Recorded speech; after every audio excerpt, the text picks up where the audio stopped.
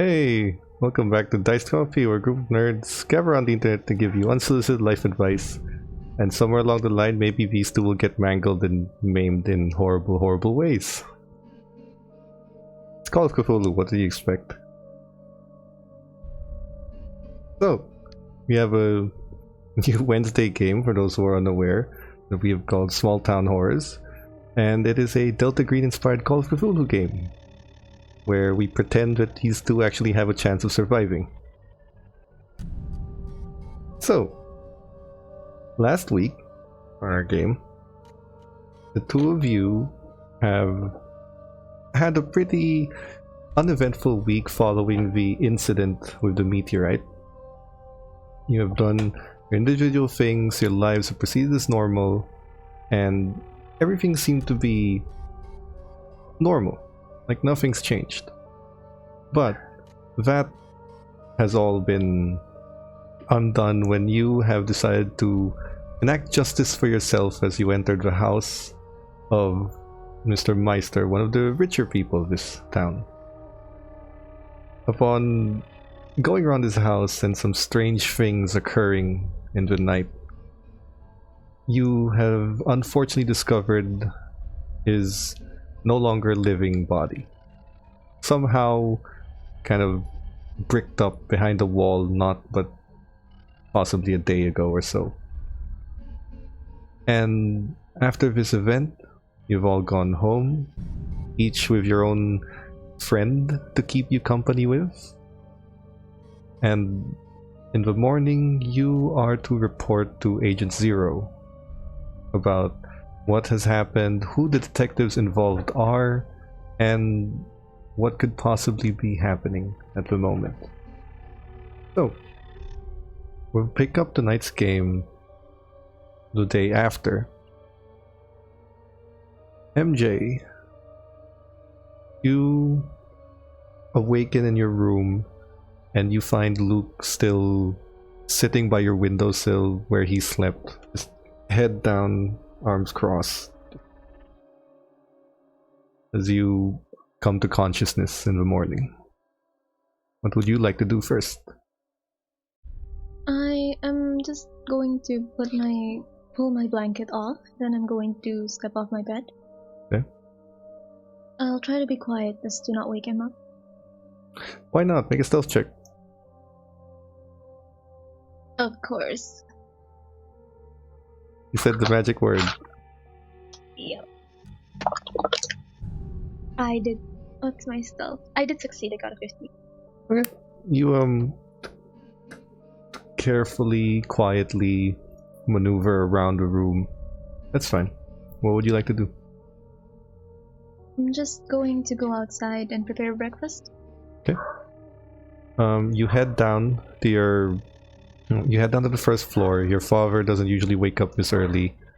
You start preparing breakfast and cooking, and eventually you hear a set of footsteps coming down from the top floor, and you see Luke just kind of rubbing his eyes. Hey, what's up? Good morning, Sleeping Beauty. I prepared bacon, eggs, and toast. Usual. Didn't have to, but thanks. I mean, I usually cook in the morning anyway, so it's fine. Go ahead. Sit over there. Try to wake yourself up more. Do you drink coffee, tea, chocolate? All of the above, but coffee would be nice. With sugar or not? Black is fine. Oh, you're one of those people, huh? It's gonna prepare the coffee after that. I'm fine with anything, but right now I just need a real pick-me-up. Well, if you want some of that, I can pour vodka in your coffee. No, not after last night. I'm kidding. Yeah, no. Yeah, so I'm gonna serve the coffee on the table. Go up to the coffee maker, you take the coffee out, pour it, and when you turn around, you see Luke with his eyes kind of as if they were pulled out and bleeding. And there's just blood all over his face. And he's got Drops no him. eyes. What's wrong? And his voice begins to echo with his teeth kind of rotted and maggots coming out of it. And you see the sides of the walls of your house begin to bleed. Fuck! Fuck! I'll run outside. You head over to the outside and you find a world on fire. With every house burning, with the skies a deep crimson red. And just like every other apocalypse movie you watch where chaos reigns the streets and people start fighting each other. No. Make an intelligence check for me.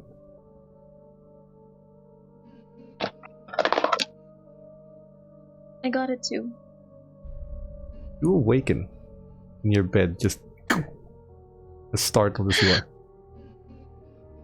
And you see coming into your room with a tray is Luke. Just, hey!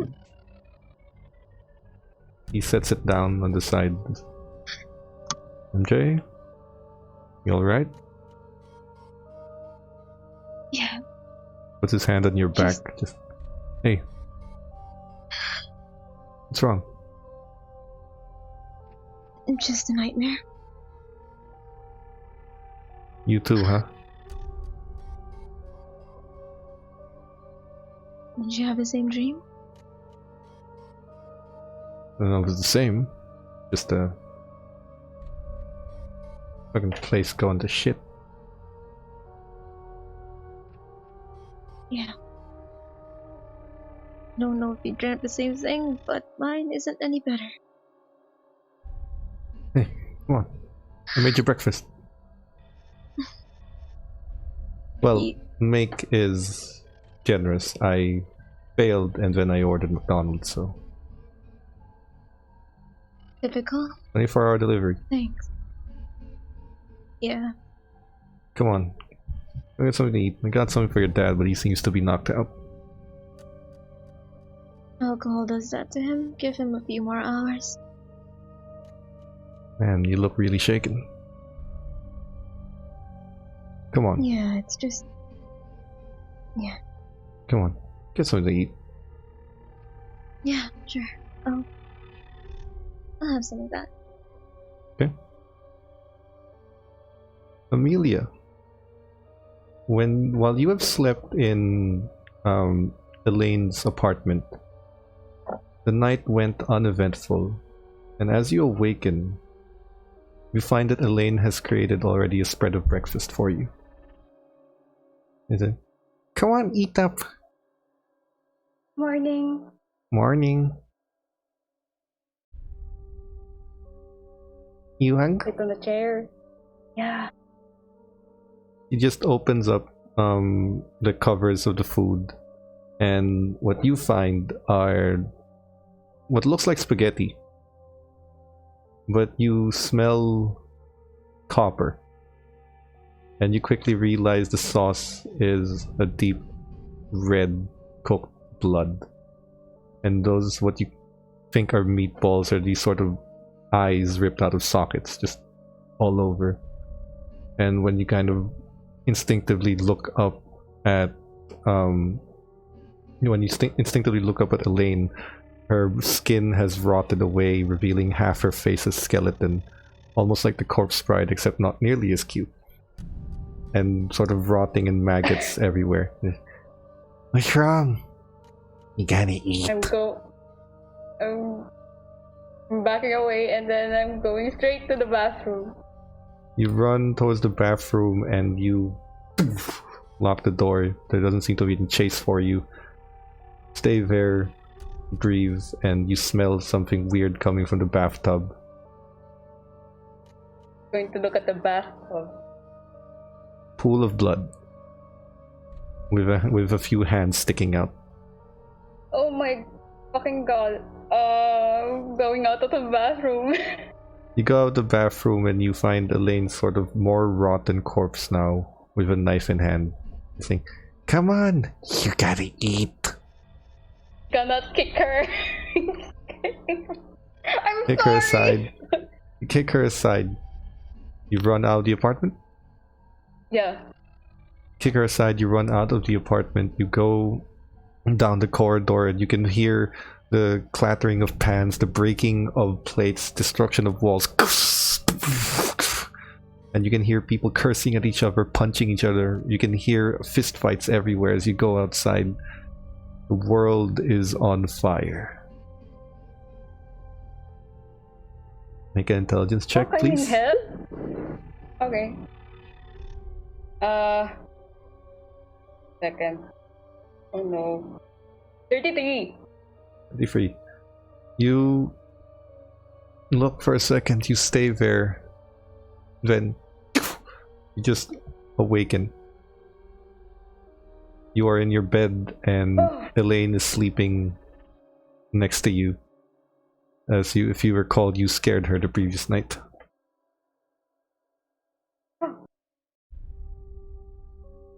What do you want to do? Oh my god. I'm going to look around. Okay. The apartment's fine. Elaine is asleep. Checking my phone. She doesn't look too comfortable, by the way. Elaine's kind of kicking her feet a bit, grabbing her blanket, squirming in her sleep. Check your phone. No one's really messaged other than Ashley asking for where you are because you weren't there when she got home. Right.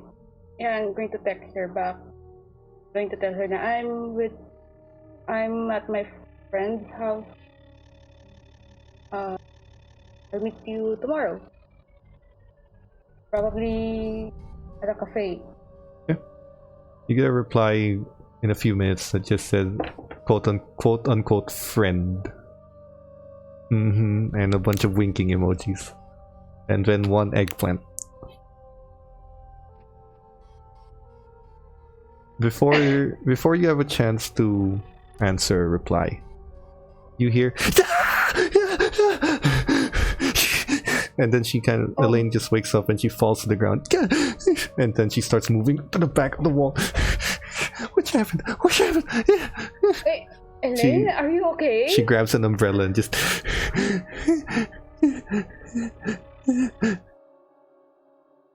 Are you okay? puts the umbrella down, stands up, basically just almost rips the curtain open. No fire, no red sky. Oh my god. No one killing each We had other. the same dream too. Okay, it's fine. We're fine. You're fine. I had a bad dream, but I'm fine. I'm fine. I also had a bad dream a while ago. And it was the world setting on fire. You look like someone from a Tim Burton movie with the missing eye and the worms and... I mean, you look the same as well. This is They weird. gave me spaghetti gut. I mean, gut spaghetti. This is weird. It's so weird. Yeah. One moment. She goes up to the fridge and opens it with a frying pan in hand. Just She puts it down. Just, okay. Everything seems normal. She takes out this plate of cake and just takes a fork. Oh. Hey, slow down. You might choke. I stress eat.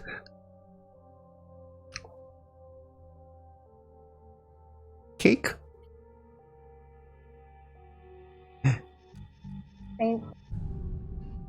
I need that too. Oh my god. She takes her inhaler and just...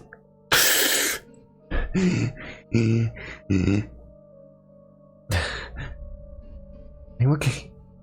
I'm okay. I'm okay. You're okay. You're alive. You're fine. Okay. Let's just eat cake. What? I know you're not supposed to have cake for breakfast, but screw the rules. She just hands you a fork.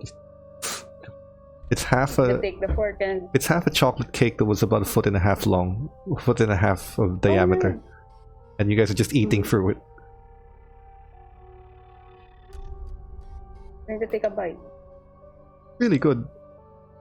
You've never had it before, so and you've had cake. It's a small town, so you're not really sure, but it's not from any of the bakers in town. Just okay. We're okay. I think we're okay. We're okay.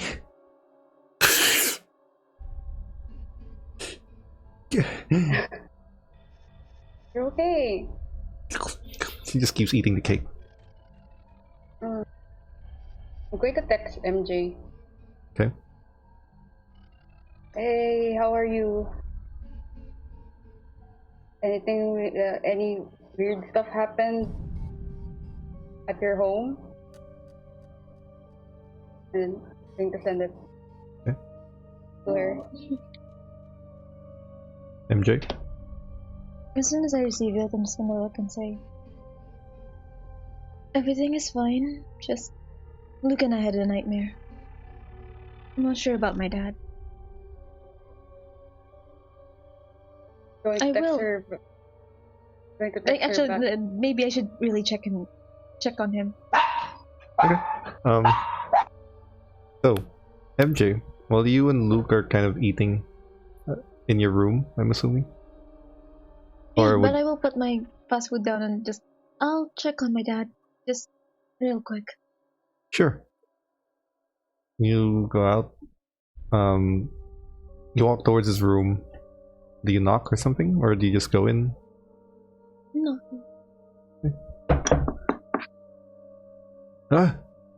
What? Dad? Yeah, I'm up. NJ, it's 7 a.m. What the hell? I'm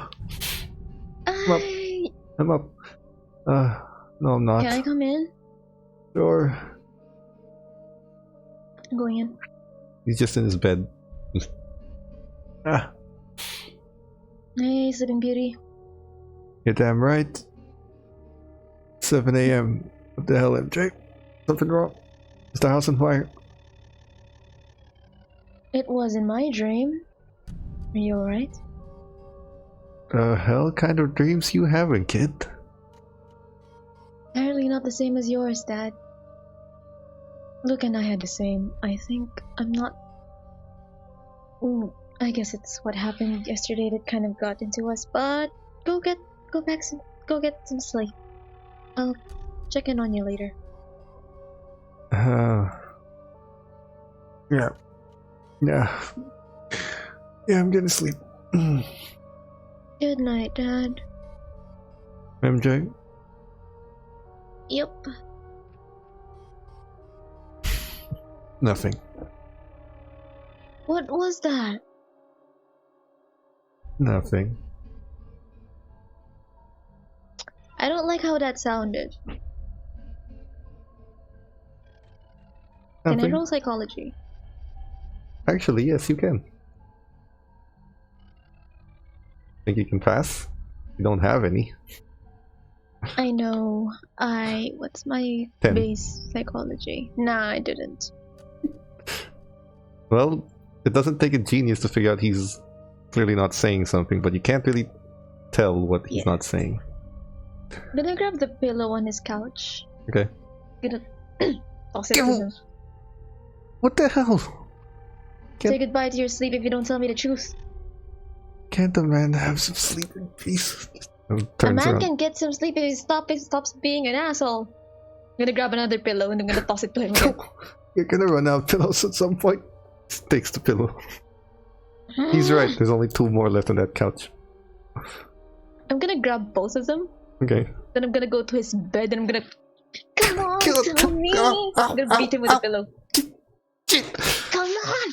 You're not gonna get some sleep if you don't tell me the truth. I'm gonna shake him. Alright. Christ, woman. So? Worse than your mother. Well, let's just say that I got it from you. Now tell me the truth. Else I'm gonna smack you with more pillows. It's nothing, kiddo. It's nothing. That doesn't sound like nothing. I'm just surprised with your choice of friend to bring over and watch you after a traumatic night. He took me home. It's late. I thought it would be better if he doesn't drive or commute that late at night. MJ, for the last 2 years since he's been in and out of this city, he gets here late at night. Late night driving is his thing. Yeah, it's not a habit that is supposed to get used to. I'm fibbing, clearly fibbing. Now look who's not telling the truth.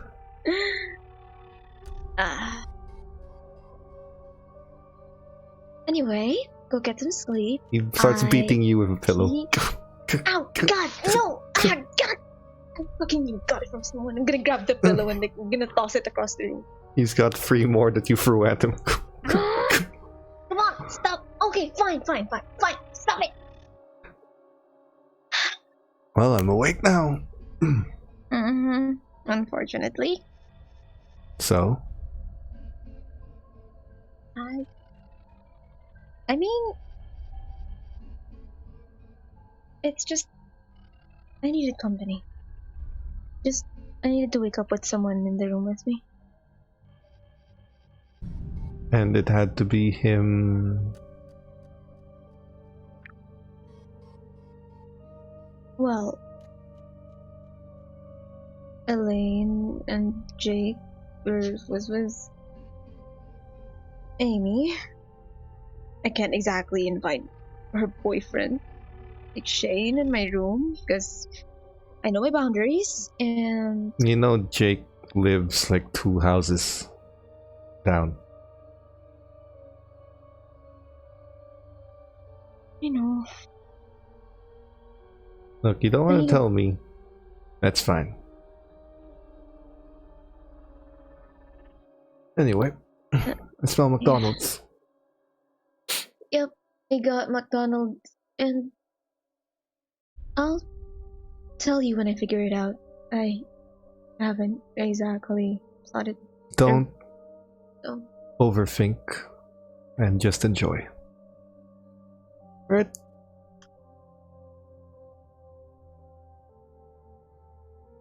Because that always goes well. Hey, we're still here, aren't we? Barely. Still counts. I guess it does. I'll grab your paper bag. Thanks. He bought nuggets. Actually, he does remember what you like. Nice guy. Yeah, I can't really deny that. He's got the hugest smug on his face. I'm gonna grab the pillow and smack his face like straight on. I'll grab your breakfast. Denial, denial. It's fine. I'm going down. Could use an early exercise. Charming, Dad. Very charming. You too, kiddo. Yep. Yeah. I'll go back to my room. Really, someone is charmed. He leaves. I'll go back in my room. Okay. It's miserable. Back in your room, Luke is sitting by the windowsill again, eating fries. Hey, that okay? Yep, better than ever. Better than ever. I'm gonna plop on my bed. I'm just gonna eat my fries while lying down on my side. There's gotta be something against eating fries this early in the morning, but who the fuck cares, right? When the hell did we care about shit like that? That's true. Very true. So. Are you sure you're fine? You did sleep on the couch the whole night. Oh, it can't be comfortable.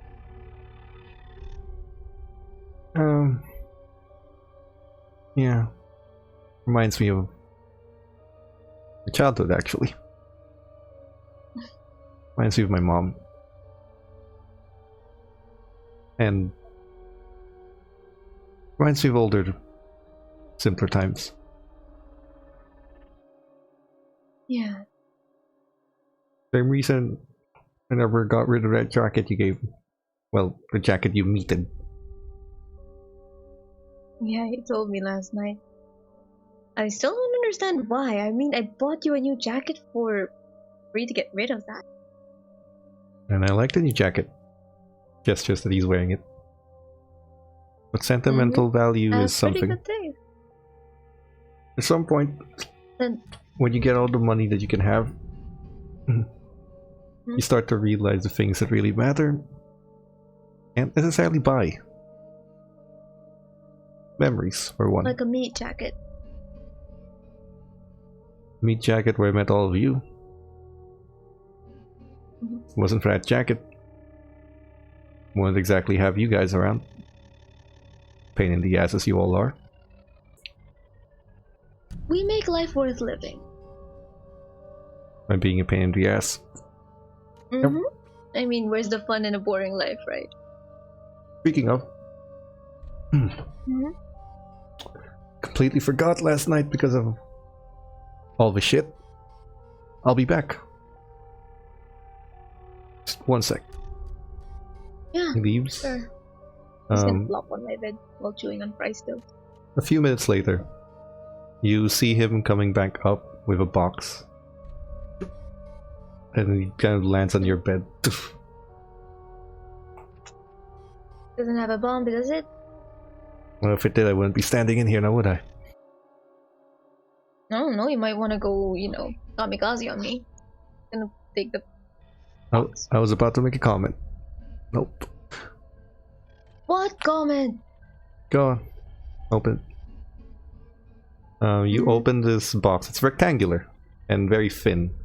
There is a nice kind of beaten, but not in an old way, kind of in a classic way, leather jacket.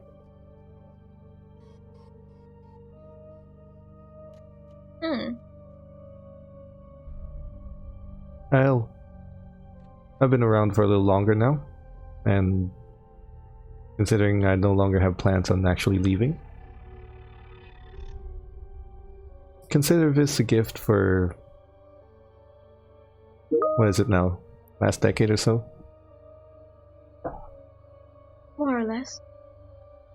And don't know, never been good with time, but I think it's your style. I'm pretty sure it fits.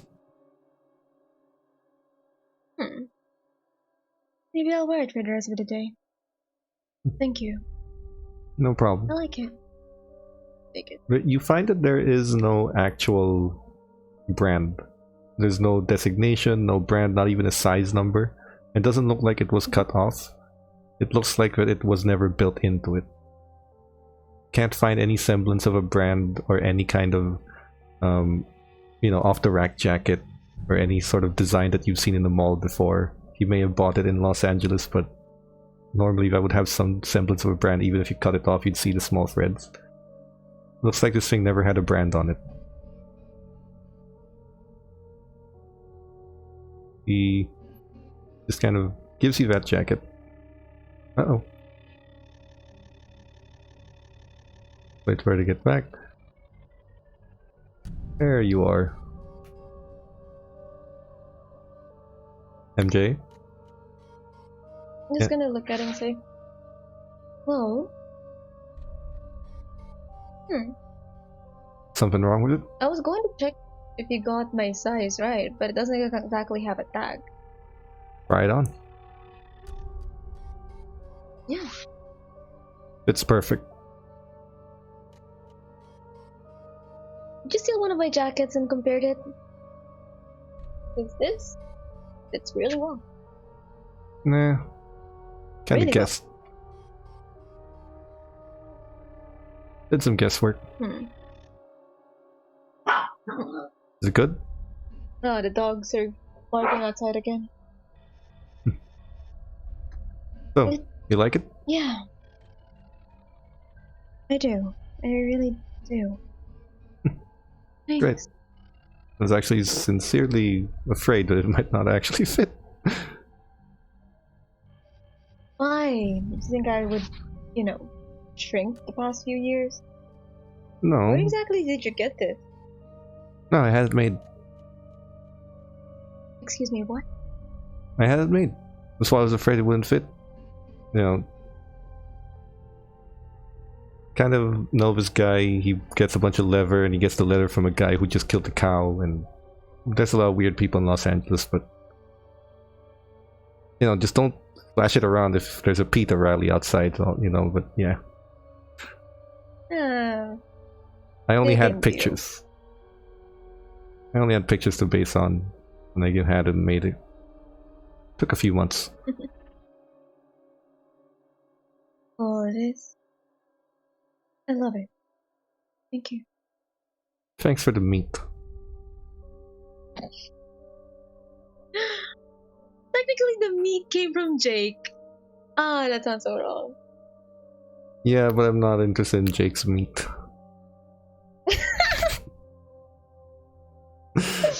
Of course you're not. Yeah. Just figure it was your style. Scratch resistant too. And survive all the scrapings you might do under a car. Yeah, I mean, leather doesn't exactly look good without a few scratches. Yeah, but it's already pre-beaten. Mm-hmm. Oh. Perfect. Glad you like it. Let's just have a... Thanks. You guys just have a meal in your room. Pretty uneventful. Amy, in Elaine's apartment, as soon as you guys kind of finish, basically, 8 inches of a cake? Half of, like, 1/2 of a circular cake that was 1.5 feet long, which is to say a lot of cake. As soon as you guys finish eating, Elaine just looks at you and said, "Oh, aside from a weird night, how are you feeling?" I feel exhausted. Was your bed not comfortable? Oh, it's because of the dream I had. Oh, We had enough books for one day. yeah, but technically it's a new day. That's not helpful. Yeah. Well, luckily. Oh, you just lose the clock. It's Friday. Do you have some sort of work to go to? Oh shit! I forgot. About work. Yeah. Would you like me to call you an Uber? Sure. No problem. I'm heading over to MJ's. I have a question. Yes? When will you start working at the museum? I was told a week from now. So, 2 Mondays. Monday after next. I already had papers and everything, so there wasn't much left to do. In the meantime, I'm gonna bother MJ.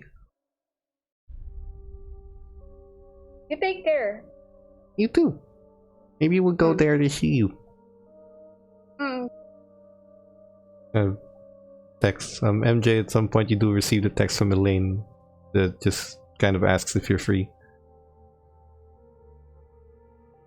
Yeah, pretty much. So you are essentially, Amy, you have to get ready and get to work. So as soon as you shower here, you have to head back home with the Uber that Elaine has gotten you. And as soon as you get home to your apartment, you find Ashley on the couch. She's not asleep, by the way. She's kind of just sitting there watching TV in a robe. Hey! Hi, Ash. So What how happened to was your last date? night? Oh, okay, fine. What Me happened first. to your date?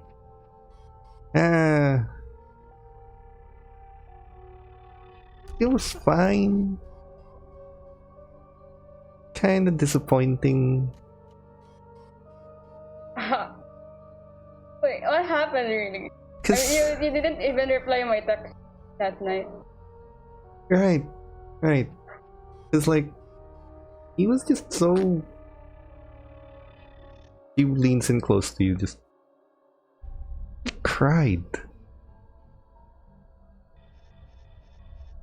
There's nothing wrong with a man who knows how to cry. That is true. That is perfectly true.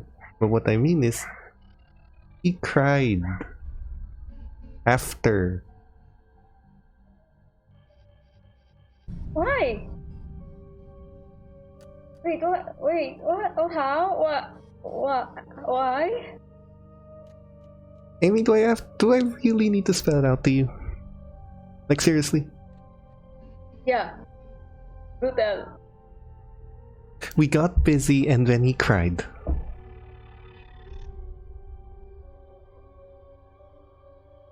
Wait, why would he cry after I don't know. the deed? I don't know. That's Would've been- weird. Wait. I know. Exactly. That's exactly what I'm saying. And, you know, it would be like totally fine if it was actually fun. Hmm? It was like Uh-huh. 5 minutes. 5 minutes and then he cried after that. 5 minutes and then he was done and then he cried. That's weird.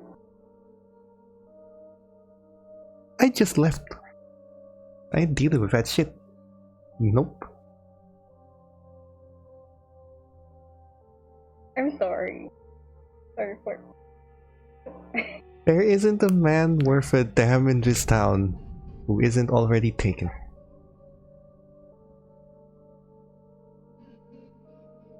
Yeah. So, wait, So, I was wondering if how was your night, though? You didn't come home. you didn't come home. I was with friends, MJ's friend, and then we went to this mansion, and something happened inside the mansion. You? We found a dead body. Way to be a buzzkill, Ames. It's like something happened in the mansion, and then suddenly dead body. It's like, holy shit! Hold on a second. Are you serious? Like a legit dead Yeah, body? I am serious. I was with MJ and Jake, and I forgot the other guy. I forgot the other guy's name, but it was batshit crazy. Like, I had to call Dr. Sterling about it. Dr. Sterling? Why? Oh, You know, crap. Is it related to that shit? maybe. Like that body, it was rotting for 1 day. Holy shit. I can't even remember the last time there was a murder in this town. Yeah. Who was it? I forgot the name. Trent Meister. Trent, Mr. Meister. Do you know him? The fish guy? Jeez. Yes. Like the nicest dude. Yeah, and we found his body behind the wall. So what did Dr. Handsome have to say? Going to investigate it. Have you called him? But I texted. I called him, and then No, you have not. No, I told him. I told him about it. I texted him. That was the other night. You're supposed to call him tonight for details on who the police are. I forgot about that. Shit. Well, I only told him. she takes about- out her phone. I'll take the liberty of calling Dr. Handsome. How are you? Don't worry, cousin. I've got your back. I know what you're thinking, Ashley. I'm thinking I want to help my dear cousin. Right, look, your accusations are so hurtful. Fine. Tell him that Detective Hart was the one who's doing the investigation Hard. yesterday. Alright, I'll call him. You get ready for work. Just looks at the time. You're about 15 minutes away from when you need to get to work. Fuck, I'm late! You are. Fuck, I'm late! Yeah, I'm going to get ready now with clothes and such. You'll arrive to work. Generally no issue. The day will go mostly uneventful for you. But during the day, let's say around noontime, MJ and Amy, you both receive what is essentially an invitation to a sort of private chat. Something that you don't necessarily you don't know what this is. Like, you don't know the app is the word I'm looking for. You don't know what app this is, but it's sort of like a private chat room that you can't really access without permission. And you find a message that just says detective names, please, and then -0.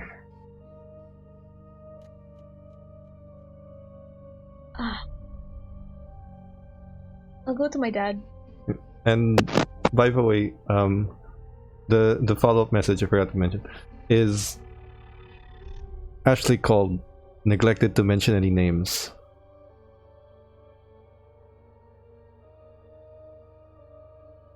Your father, as you walk down, just said, "Hey kiddo," and he's got his phone showing it to you, the same messaging board. Just looks like Mr. Zero's got our number. Yeah, I was wondering more of the fact that if we call ourselves agents and we're both kind of stones, so I don't really know how it works.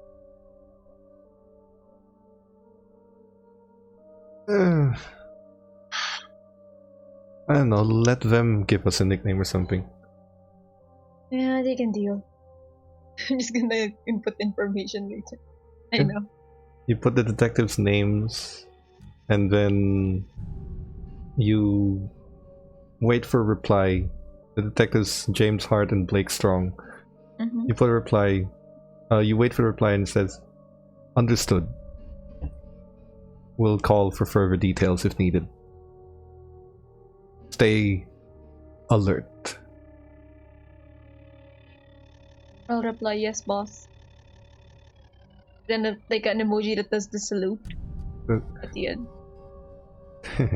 Maybe not piss off the ex-military agent guy. What? I'm just being. Well, technically, I am going to stay alert. Oh. Right. So, got any plans today?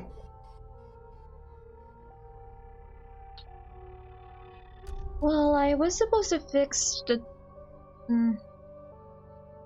doctor's son's scar. I keep forgetting his name. It's always at the tip of my tongue, but I can't exactly remember. Oh, Jesus Christ, that thing? Yeah, I'm supposed.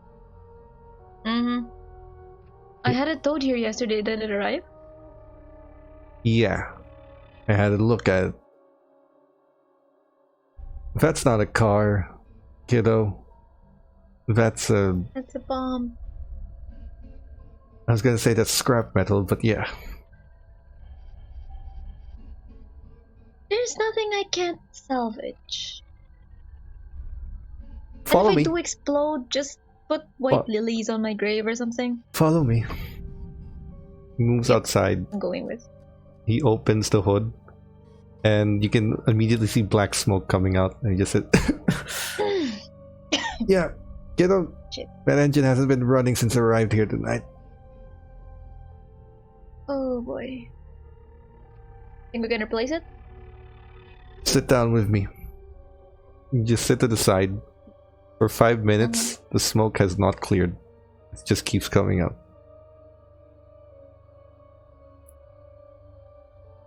I'm going to send a text. Okay. Okay. I'm gonna take like a photo of his car. Okay. I'm gonna send it a message and say, yeah, I think it's better to be sold in parts. I'm gonna say. There's a reply. If a new engine is needed, I'm happy to pay for it. Just really need it fixed. I'm gonna reply, you're gonna pay for my insurance as well. Deal. Hey, what do you know? You've got renewed insurance coverage. Yeah, I'm actually afraid that I might kick the bucket after I'm done dealing with this, or I get cancer. Either way, nothing looks good. But Put on a I mask. see this as a challenge. Fine. I am wearing the jacket. Yep. Luke has come out and sort of prepared. He's got a set of clothes and has already had change. He said, "Hey." And your father Hey. stands up and said, "I'll leave you to be. Old man, I'm gonna fat glare back. at him. Old man, fat back. You know how it is." I'm gonna glare at him, like just blatantly glare. He's at not him. looking at you. He just turns his back at you and enters back the house. And Luke just kind of, "See ya, Mrs. Stone." So, Jesus, holy fuck! What happened to this thing? Yeah, 7 months of no maintenance when the engine is all fucked up.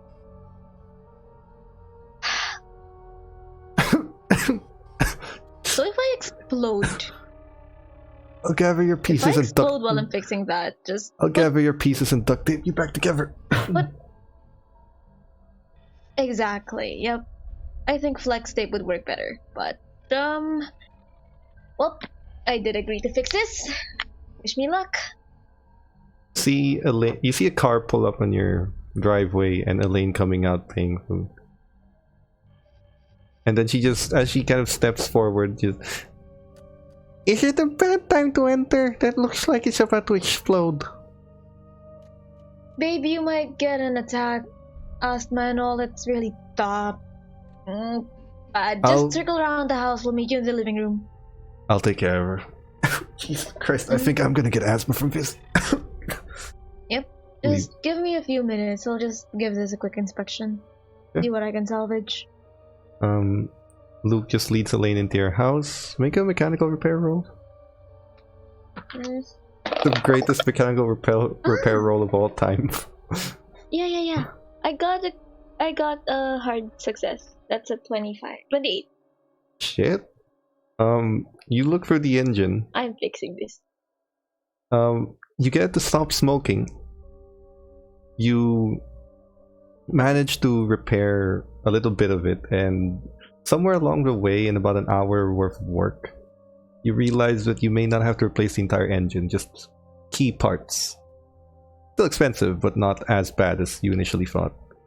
So you figure after an hour of work, you'll need a few parts. You send in the order, bill it to Dr. Chan, and well, yeah, he's paying for it. And essentially, you don't have anything else to do with it until those parts come in. But you've done as much as you can in about an hour and a half. That's all I can do for now. The door from the garage to your house opens and, "Hey, Grease Monkey, you done here?" Yeah, oh shit, how long have I been in here? A little bit closer to 2 hours, hour and a half, no problem. Elaine was just kicking my ass in Street Fighter. I mean, I don't doubt it. Girl's got moves. Just nice, well, like grease. Come on. That'll be fine. Yeah, I'll go. Come on, we got lunch waiting. Your father ordered some pizza. Gonna wash my face in it. Yep. Be there. You guys have some food. And then Elaine kind of just, "Hey guys, do you happen to have some weird ass dreams?" Luke just looks at you. Yeah? Cause Amy and I woke up and we had the same kind of weird dream. You mean the world being on fire and everything looks like Yeah, and meat? people trying to kill each other and all the blood food. I don't like thinking about it. So creepy. Well, that's trippy. Shared Wait, I need to delusion? make a call. Sure. Might be. You're the one who knows about these stuff. I'm not exactly the... You know. I'll be right back. I'll just make an important call. Sure. I'll go to the garage. Okay. Who do you call? 0. Okay. Call his private number. There's an answer. Yes, Miss Sloan. Can I help you? Yeah. Morning. I don't exactly know if this is important and stuff, but I'm making sure I'm looking at the doors so no one is listening in. Yep. 4 of us said the same kind of messed up dream. I don't know if that's relevant or something. Probably Elaine said it might be a shared delusion, but it's kind of weird, so I thought you might want to know about that. I am in the middle of handling the detectives and seeing if I can reassign the case or possibly cover it up with whatever resources we have, but I will get back to you with a more concrete answer when I can. However, I will tell you this may not be the first or last time it happens. Given that the two of you were in direct proximity with... Can you give me an account of which of you went into the house and actually saw the body? That's me, Jake, Amy, and Shane. And you all had these dreams? Even the ones in the house had it. Elaine and Luke were never with us. I see. My dad didn't have the same dream, though. I see.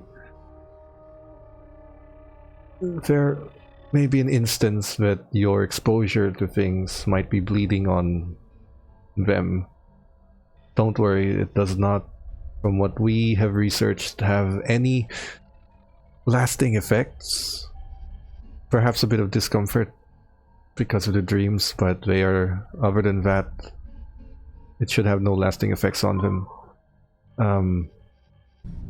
I would check on your other two who may have been with you, see if they have possibly given the shared delusion, as you call it, to other people who were not involved. Yeah, I'll check in on them, sure. Alright. I will try to get a more concrete answer for you in maybe tonight. Thanks, Agency. No problem. Just hangs up. You head back in. Just sending a group text. Okay. I'm gonna send in. You guys had wacky dreams last night? Question mark, question mark, question mark. Shane replies, yeah, fucking weird. World apocalypse now sort of shit. And Jake replies, dude, what the fuck, were you? I had the same, like, red skies and fire and everything? Yeah, totally. Like, fucking trippy, man. Are you sure you didn't spike our food last night? No, Jake, that's a thing you would do. True, but still.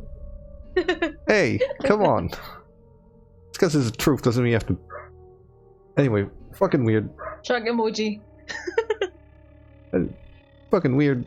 So, it's Thursday night. You guys want to hang out after all your shit? My place? Sounds fine. Be there. Sure. Bring pizza. Preferably not a lot of sauce, red sauce on it. Luke just replies, because he is in your house, Luke just kind of replied, we're already having never mind. I'm gonna like reply in all caps, pizza party, then pizza emojis at the end. Of I'm gonna course. invite Ames. Go ahead. He seems cool. Gotcha. I'm gonna just close the chatting app and then I'm gonna call Amy. Amy, you have arrived to your work about 20 minutes late, but luckily your boss was about 25 minutes late. And you are there essentially on time from what she can tell. It is now currently like lunchtime-ish, so you are sort of hanging around and you've met some new people. There's you're basically sitting in with Rhonda, as always. And what would you like to sorry, no. Yeah, what would you like to do first? If this is before MJ gives you a call. Well, you're just on the table with Rhonda. I'm going to talk to Rhonda. Yep. Hey, how's your day? Fine. Not really having a good... Like, I'm not really having a good day. Did something happen? Yeah, no, it's just like... She has these sort of watery eyes. Oh my god, Rhonda. Is there a problem? I just got word that my dad's got cancer and can't really afford the treatment. Sorry. It's fine.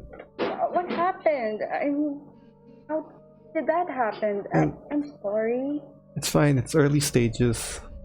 Easily curable, but it's just so expensive. I've been working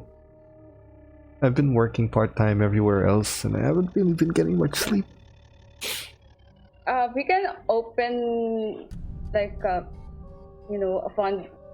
fundraising. No, post. it's fine. It's fine. I'm figuring it out.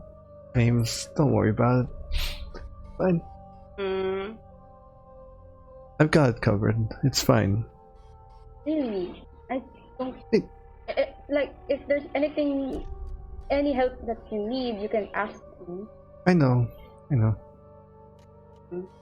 You see, the young blonde-haired girl, Amelia, the one from the mechanics group, is kind of waving. Amelia with an E. Amelia, not Amelia. Amelia. Emily, for short, if you want. Just have. Hi. Hi. Sorry. Do you mind if I sit? Sure. Go ahead. Come on. Thanks. Don't know. Just never really had anyone to sit with before. Yeah. Fair enough. You see Rhonda just. So, how's the mechanics department? Oh, it's going great. And at that point, Amelia or Amy, you get a call from MJ. Going to my phone. Hi. Happened? Hey. Nothing really. Nothing sketchy. We're gathering again tonight. My house this time, not Shane's. Preferably we don't see Mrs. K dead on the other side, but... Wanna come with? Yeah, sure. I'm free tonight. Yeah, we'll have pizza. I just want you to experience the kind of company we have without the dead bodies and stuff. Kind of need to rewrite that memory. I'll see you again. I'll see you tonight then. Sure.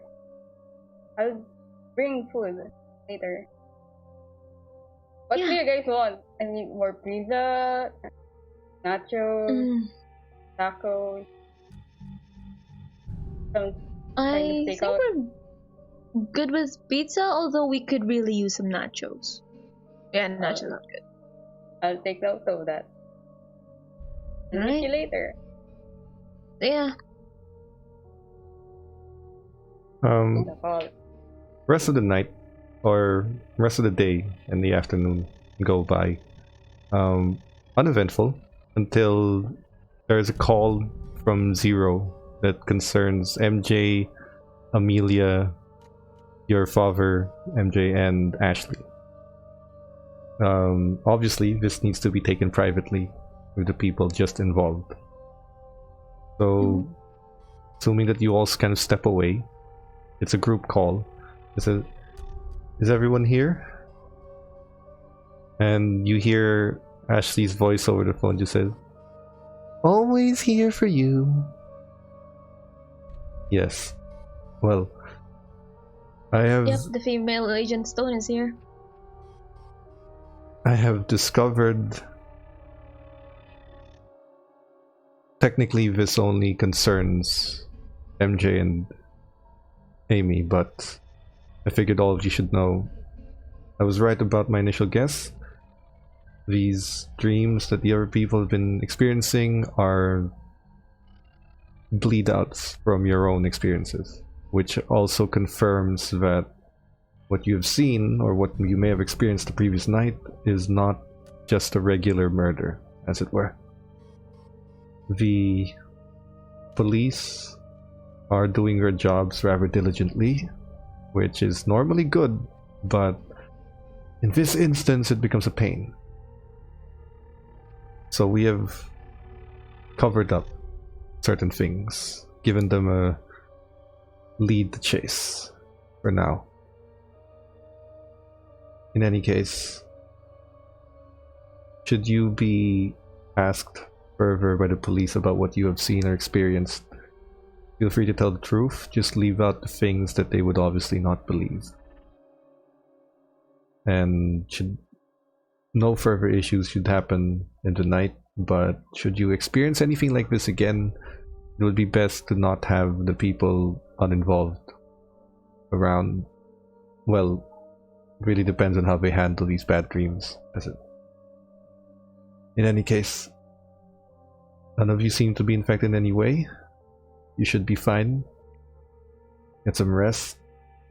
There is something that we will need you to do, but that can wait until the weekend. We are still gathering data and whatever knowledge we can pick up. We don't want to send you or myself blind. That is all. Got it. He drops the phone. Before he drops the phone, you can hear Ashley's voice saying, "So, like, what are you doing before to..." Rude. And she's the only one left. Well, yeah. if Actually, you want I think- company... Oh, yeah. You can go to MJ's house.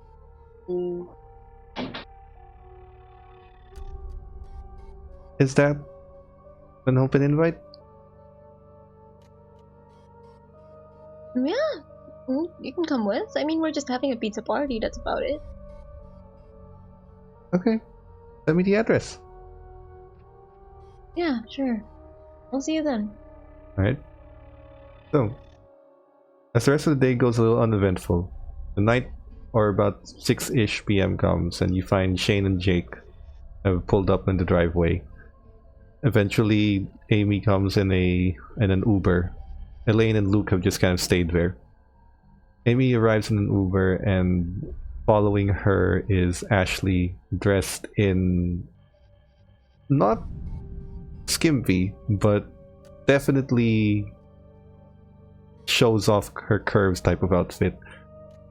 Like a tank top and this sort of cardigan shawl like jacket that's the blue tank top and the pink shawl with the sort of skinny jeans that are high-waisted and boots. He's gone dressed to party. Fuck.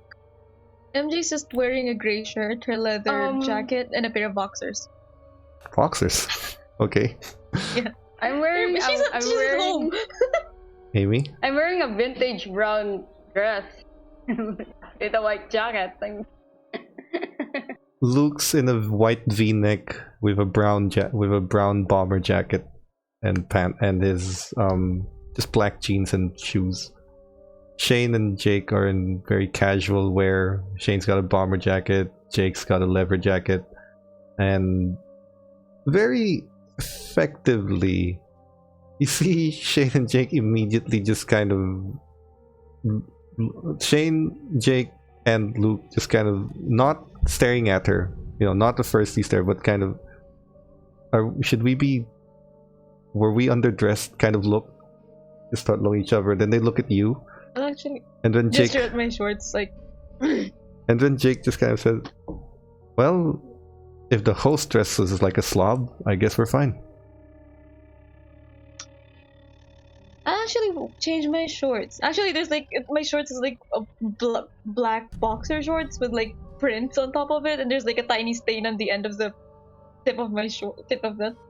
The only reason I'm wearing the leather jacket is because it's cold and like Luke gave it to me, so I wanted to like make the most out of it. I'm going to wear a decent pair of.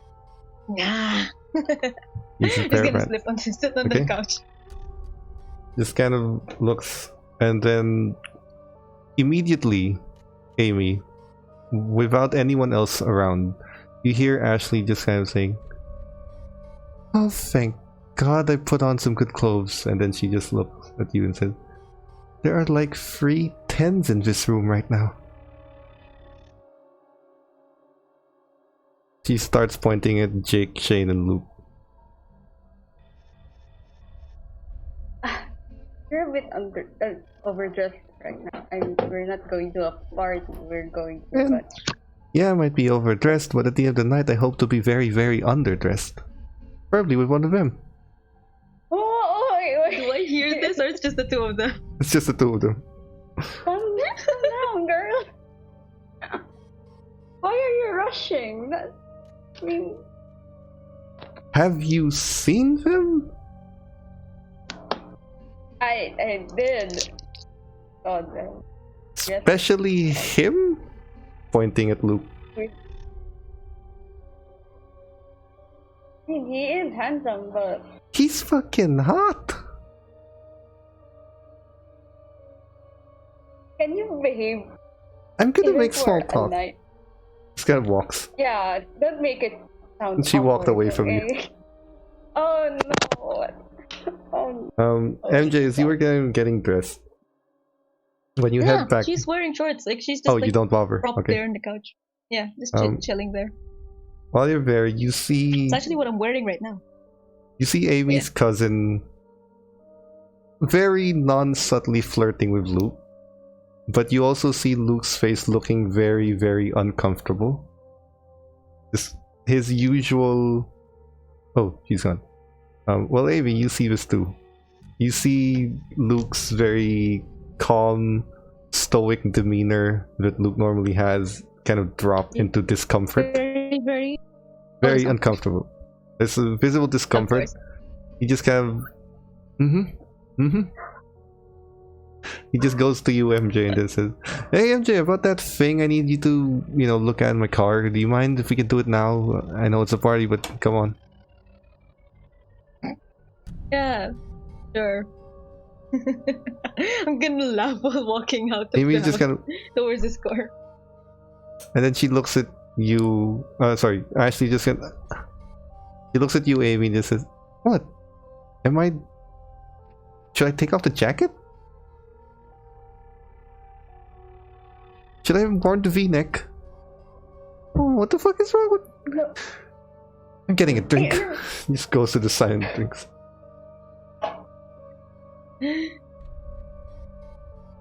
Jake goes up to you, Amy, and just... "Hey! Spooky nightmares?" Oh, shit, the phone. Cool ringtone. Yeah, I should... You should get that. Sorry, I'm sorry. Wait. You see, you see him just kind of leave you there, and let's go. MJ, when you leave the house, Luke is just kind of... Wow, she's aggressive. I see you're still great at handling women. Reminds me too much of Los Angeles. Ah. Lots of predators then. Ah, wait, what do you call it? Carnivores. I think they call them carnivores. Yeah, they're just... I don't know, it's... Nah, I don't know. I don't really know. He'll be fine. I'm gonna pat him on the shoulder. Just had enough of that sort of thing. I mean, if you do swing for guys, I don't really mind. No. I meant, Fine, fine. you know, Walking You- towards his car, by the way. the aggression. The, I don't know. Just... not really my thing. Even those Los Angeles parties and all that stuff, it's just too much. I mean, Yeah. I don't know. I'm just not comfortable. I mean, in a place like this, you can't exact. The only people who would flirt in a place like this is Ashley and Mrs. K. You haven't seen Mrs. K try to hit on the repairman. Like, shit. Aren't you the repairman? Now on. I'm usually repairing her roof, but if like her sink goes whack, there's like this guy who's helping her, and every time he comes there, she's like wearing this really. Let me I think guess. she's wearing a leotard. That's a. Let me guess. The dude Leotard. goes in like this village people white tank top and blue jeans with a pencil in his ear kind of deal, right? Mm-hmm. This place never changes. I know. But yeah, you should see Mrs. K on a leotard. That's a sight to forget. That's a sight to forget. That's a sight I will hope never to live to see. If you start fixing her plumbing, then you will definitely see it. I'd rather not, thank you. Yep. Oh, So, do we look like we've pretended on looking on your car yet? For long enough? probably another 5 minutes.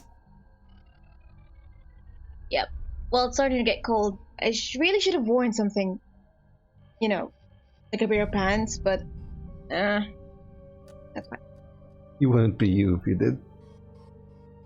That's true. His pants are restraining. Not exactly me. I'm gonna look at his car though. Like, check it.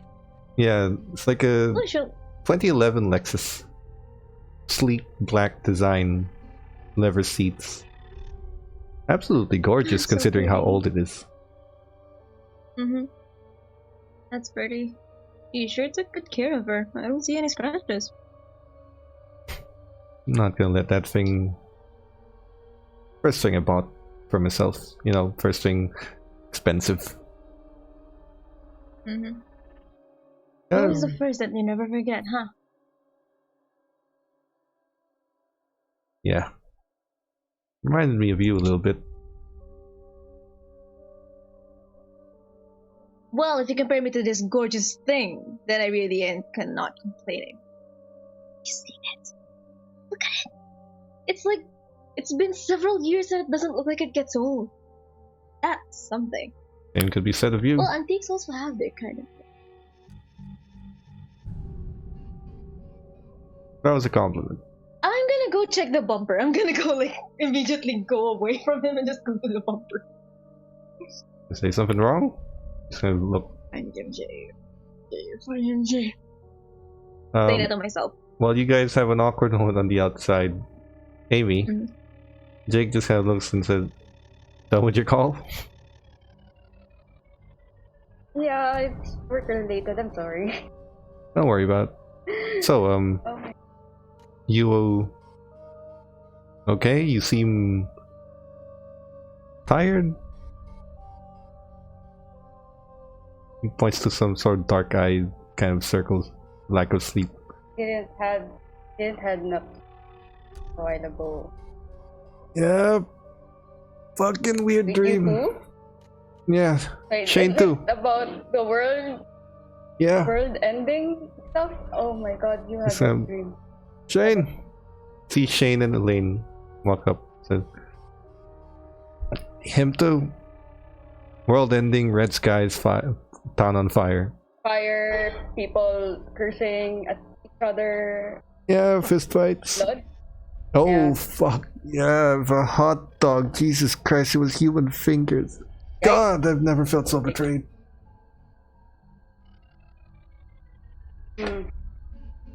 I was fucking eating that thing. It was mid-chew when I found out it had fingers in it. Fucking hell. Oh, ew. I dreamt about Elaine giving me spaghetti, but it turns out it was all gut. It's And weird. she looked like one. It's weird I dreamt about you serving me lasagna that had fingers and food. I don't She did even it. know how to cook lasagna. Elaine. I don't know how to make spaghetti. Why is it pasta related? It's so weird. It's weirder. Oh my god. I just don't like to remember that. I'm fine. Oh. I'm fine. You're fine. I'm getting you're more good. pizza. Going to. Yeah. Shane just kind of goes, gonna go check on her. Lane, babe, you fine? And just kind of walks towards her. Jake just kind of looks at the window. He doesn't point. He doesn't direct you, but you see Jake looking out the window. And then he looks at So you. funny. It's nothing. Just an old. Huh? Just remembered. Fun little memory. Anyway. What memory? I'm curious. I'm sorry. I'm just curious about it. Sorry, not my story to tell. Oh, Not. it's so personal. Not for me, but you know, it's not about me, so I don't have the right to tell anyone. Oh, alright. But so I'll just kind of a little freaked out with the whole dreaming situation. Kinda weird. Jesus Christ, I did not get a good night's sleep. I just hope we don't get another bad dream. Well, maybe we stay away from houses this time. Yeah. Have just a good night, normal night. God, that would be lovely. So, Maybe I should stay away from the search. I actually ate the search and like where we go. so Yeah. everyone else tells me she's your cousin, pointing at, looking at Ashley. Yeah, Ashley. She's like Has she- she's one of my closest relatives. Has she always been this Um. aggressive? Yeah. Yeah. She's looking for a date.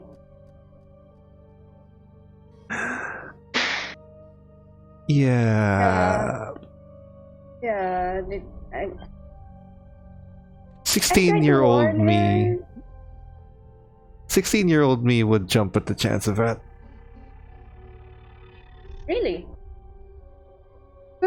Didn't really care, you know.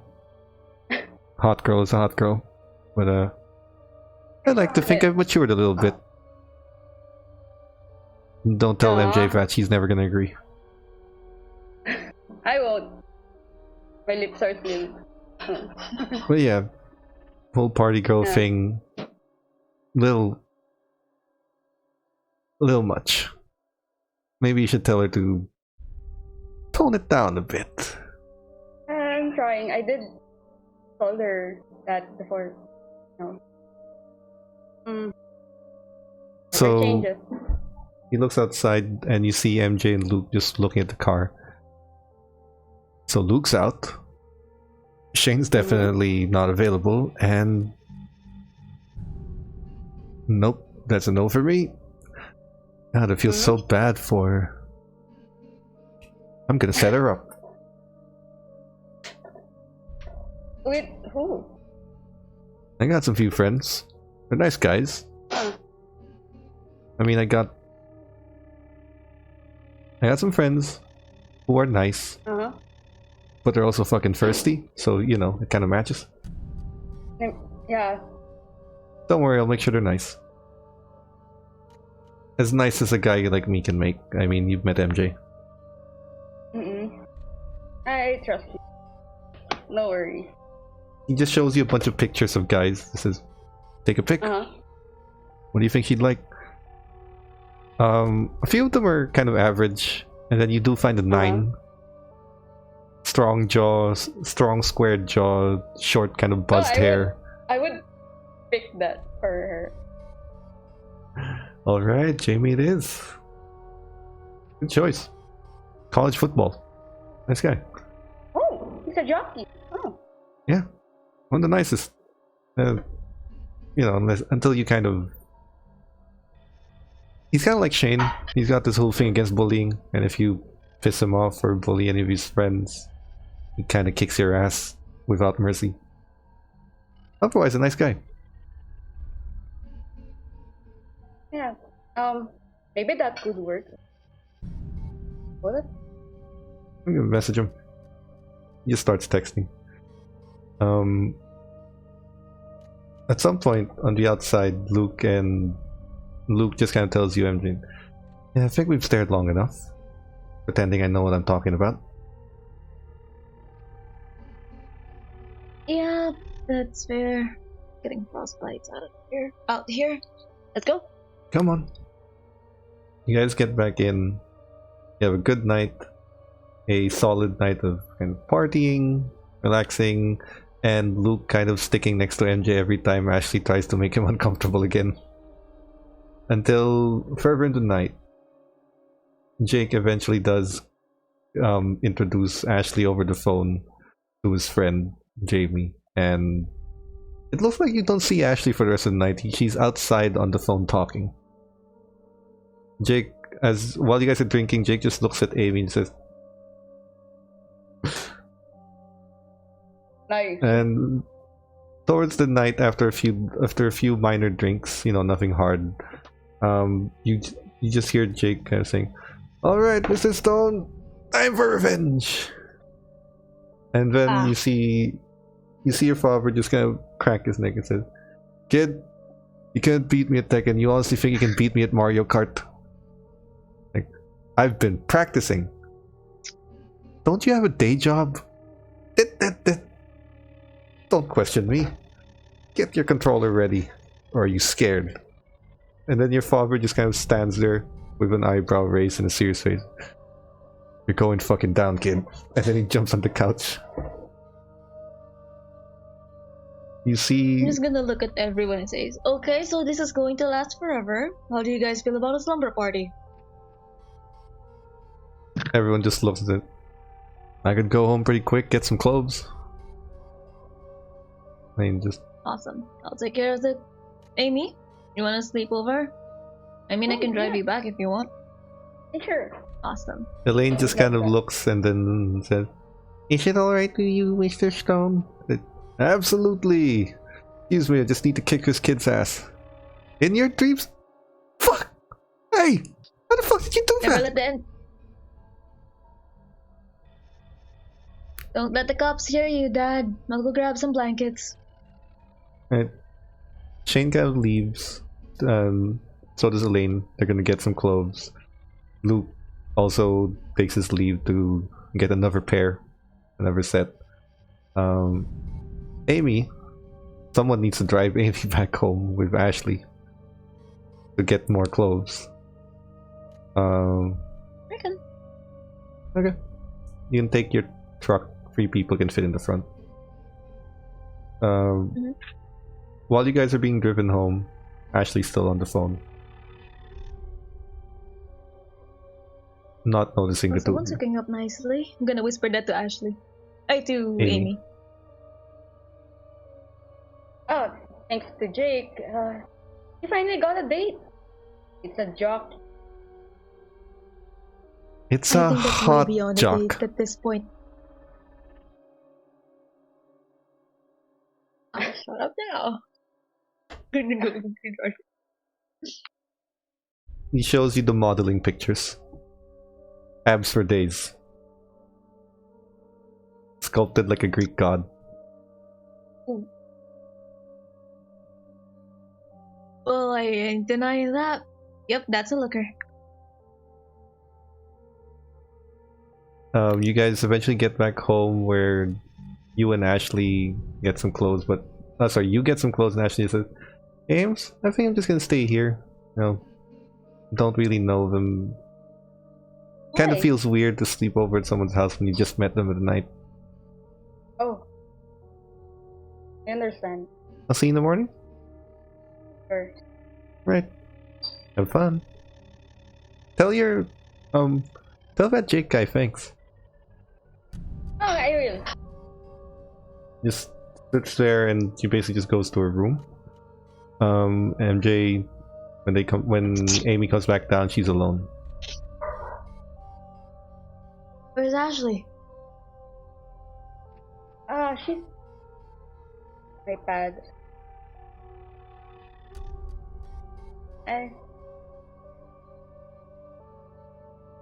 She's uncomfortable with the idea of staying in a stranger's house. That's what she told me a while ago. Well, that's kind of understandable, but are you alright with it?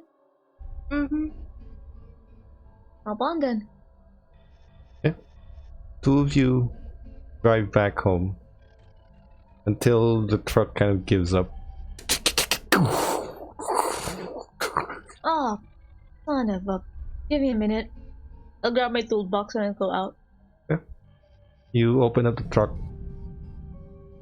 Doesn't look like anything is wrong with it. Might be the age. Probably needs a few repairs, but nothing you can do at the moment, so you're just gonna have to keep trying the key. Eventually though, you do manage to get it to work. And you head back home, where everyone else has already arrived again. At some point in the night, your father and Jake are gonna stop playing with Jake admitting defeat. It's kind of... Your father just... It's alright, kiddo. Give it another 10 years, maybe you'll improve by a little bit. Maybe you'll get the second or third place this time. You know, for someone who has been practicing, how can you not even beat the fucking NPCs?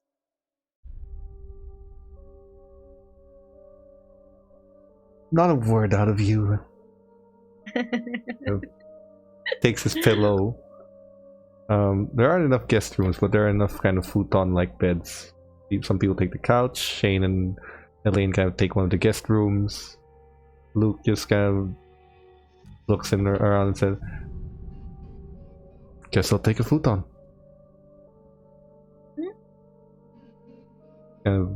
Where's the fun in sleeping away? I'll crash here. I'm gonna go on the couch and I'm just gonna curl up there. Okay. Everyone just kind of looks at Ashley and says, "You gonna join us, Blondie?"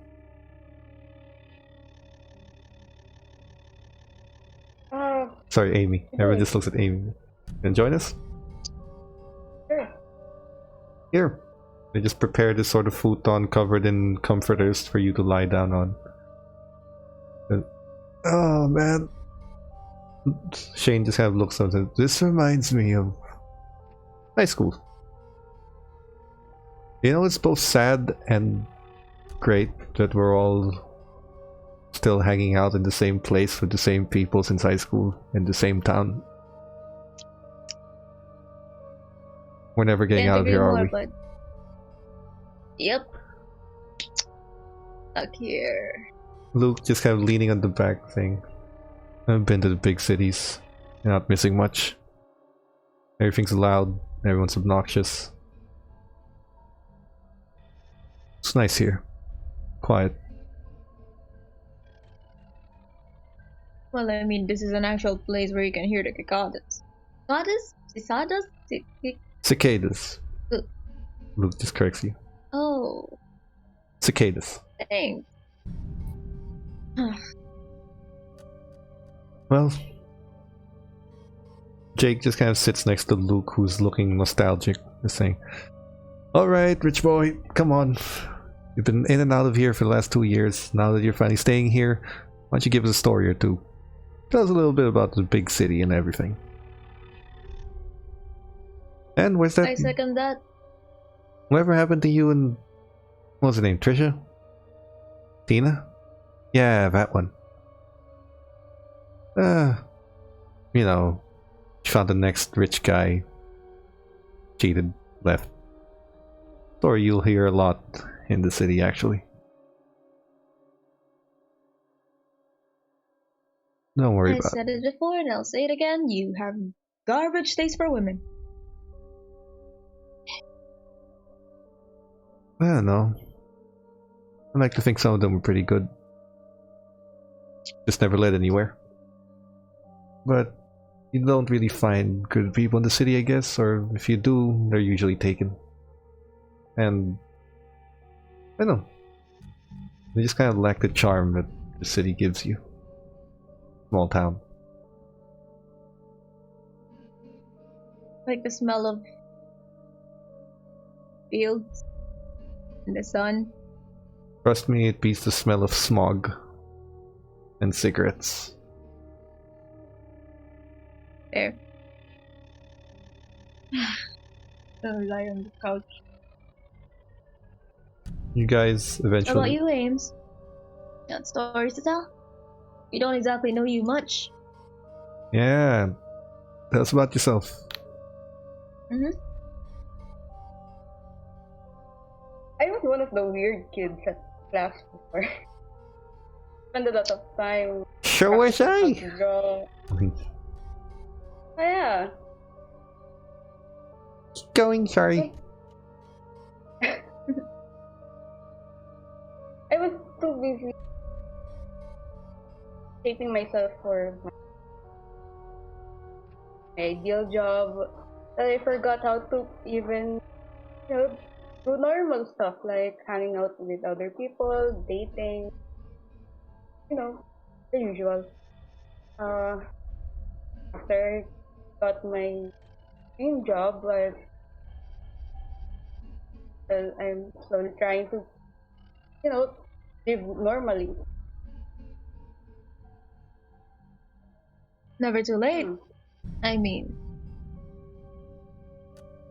this might be presumptuous of me, but you have us. Sure. Luke just looks at... Decided to join you guys. Luke just looks at and Decided to says, join you. "Yeah, you've been initiated." And then he looks angrily at Shane. Welcome to the He group. knows. Wait, he knows? Shane just looks at you and says, he just knows what the initiation is. He doesn't know your choice. Oh.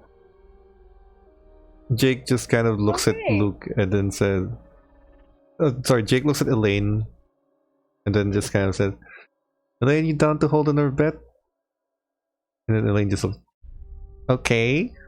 And then Jake just looks at Luke and said, "Willing to bet $100 I know who she chose." They just look at each other. I just give Elaine each $100. This guy looks What at me. the? How did I turn into this group secretary? Treasure. Because you never placed bets. Because I don't believe in gambling. Who she chose, huh? Ah, Shane just looks and says, "I believe that's up to her to say when she wants to say it." mm-hmm. I am going to nudge at Elaine and say, "So what did you bet on?" She... Sorry, who you're asking who she bet on? Or who... No, who Jake bet on. He just leans into you and said, "Himself." I'm just gonna whisper to Elaine. Oh, God damn it. I'm sorry, I'm not going to tell you guys about it. And that is her prerogative. And then they just look at each other and said... And then Jake just looks... "So, who wins the bet?" And then Elaine just kind of looks at the money and pockets in her wallet and says, "I do. That's what you get for turning me to a secretary every time." Yep, that's on you. Perfectly fair. Luke just understandable. Sorry, Elaine.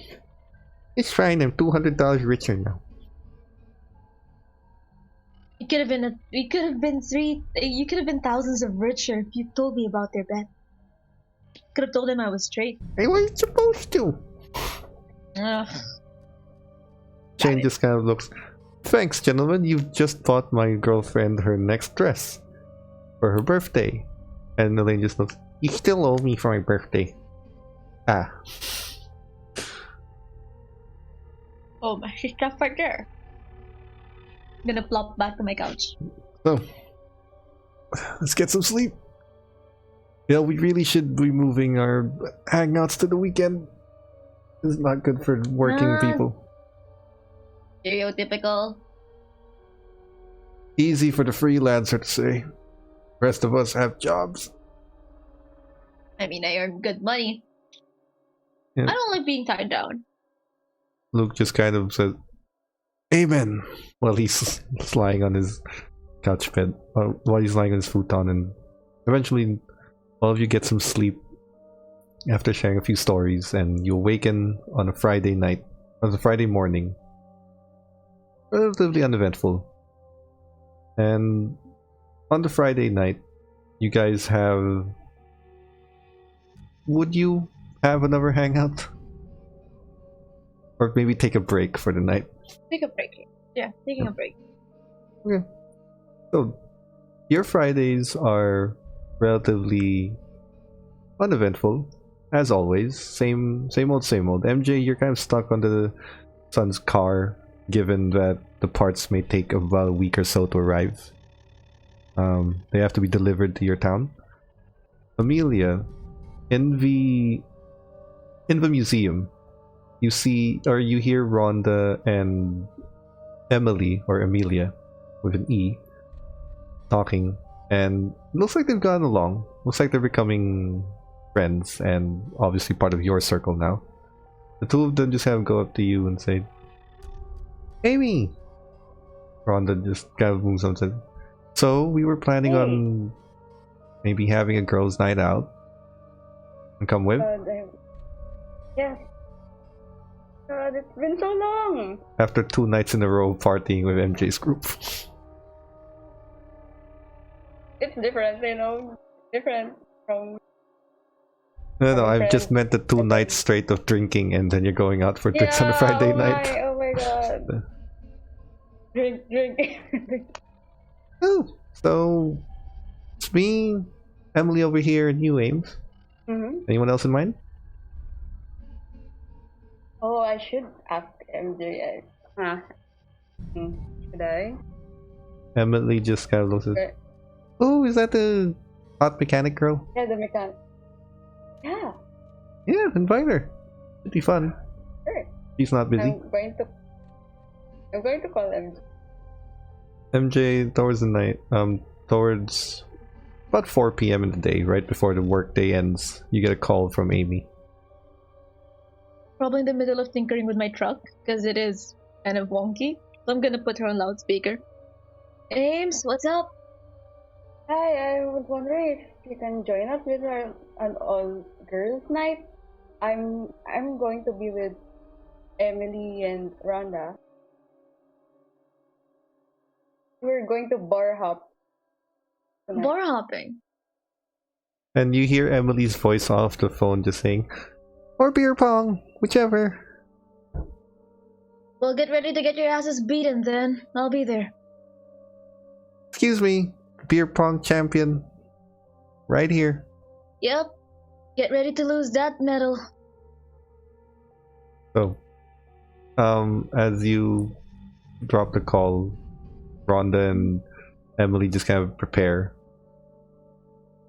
Towards the end of your workday, the rest of you gather. Are you actually going to try bar hopping, or just have a ladies' night in one bar? Your choice, really. Ano lang muna. I think one bar would be enough. Okay. Because I drank too much in 1 week. True. Very true.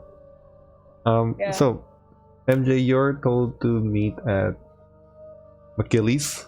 It's a small local bar, very popular. Not necessarily nightclub scene. It's a. If you've ever watched How I Met Your Mother, that type of bar. It's a regular kind of bar Yeah. with multiple booths. As soon as you enter, you find Amelia, Emily, and Rhonda just kind of sitting there. Hi.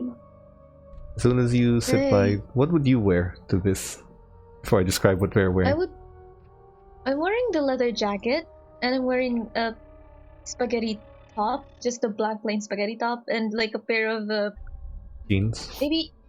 No, I'm still wearing shorts, but the shorts are like the jean shorts type, Jorts. and then my combat boots. Shorts. No, not shorts. Shorts are different. Just jeans, Jeans, yeah. shorts, and then my combat boots. Okay. You find that all three of them are wearing semi-formal attire given their jobs, but mostly they're uniform. Like they don't really have much of a choice, except for Amelia, who's brought more comfortable clothing.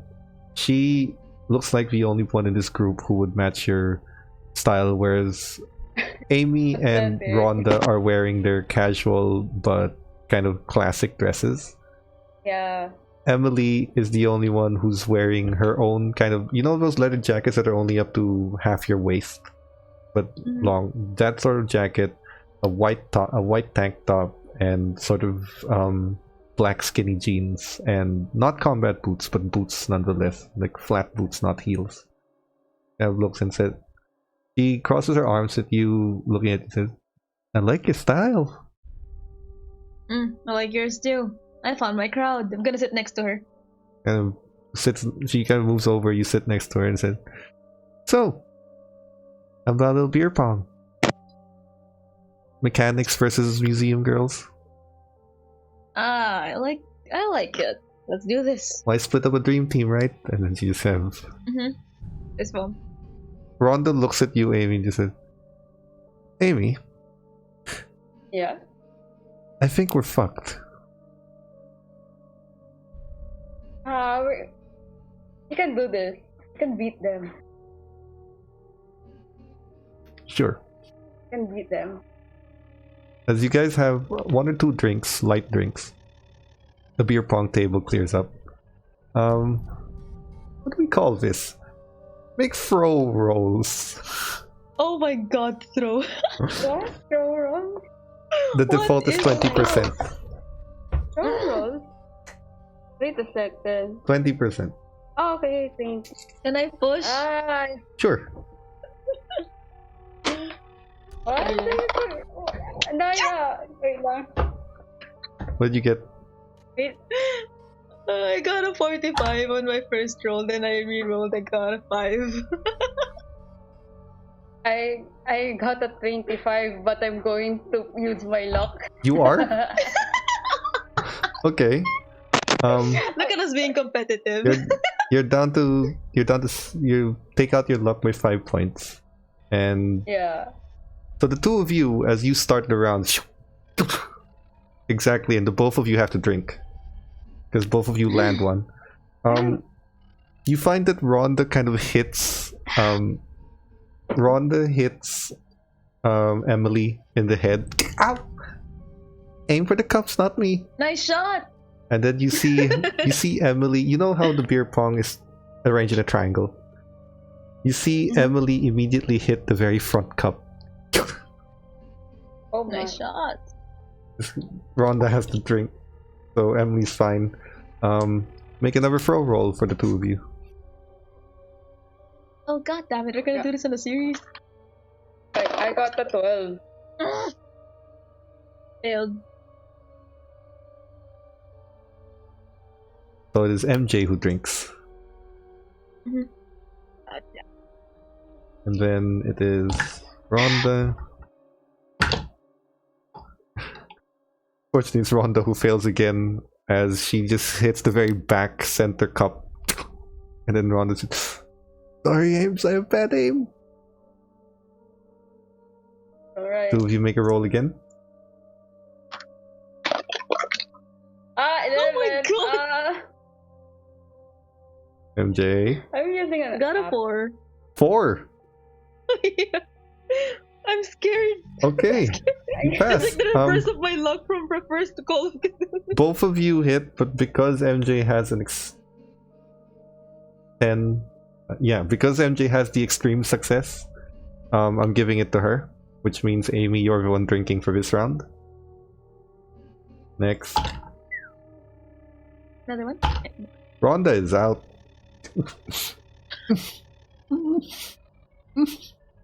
Amy, you're alone against these two.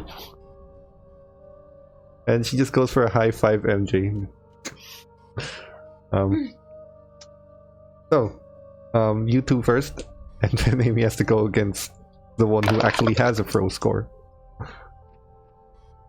I'm scared. Did you get? Mom, I'm Oh scared. no, I got a 42. Oh, I got Amy a fails. 14. And MJ succeeds. Amy's getting another drink. Mom, what is this? Now, Amy, you have to fight against Amelia. Emily, sorry.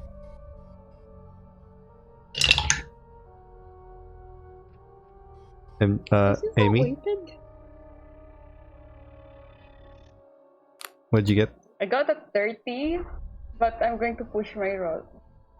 Push it. Okay, push it. I'm going to push it. Bad Oh things my happen God. if you fail a pushed roll. Oh no! It's fine. Just it's saying. for fun. Go.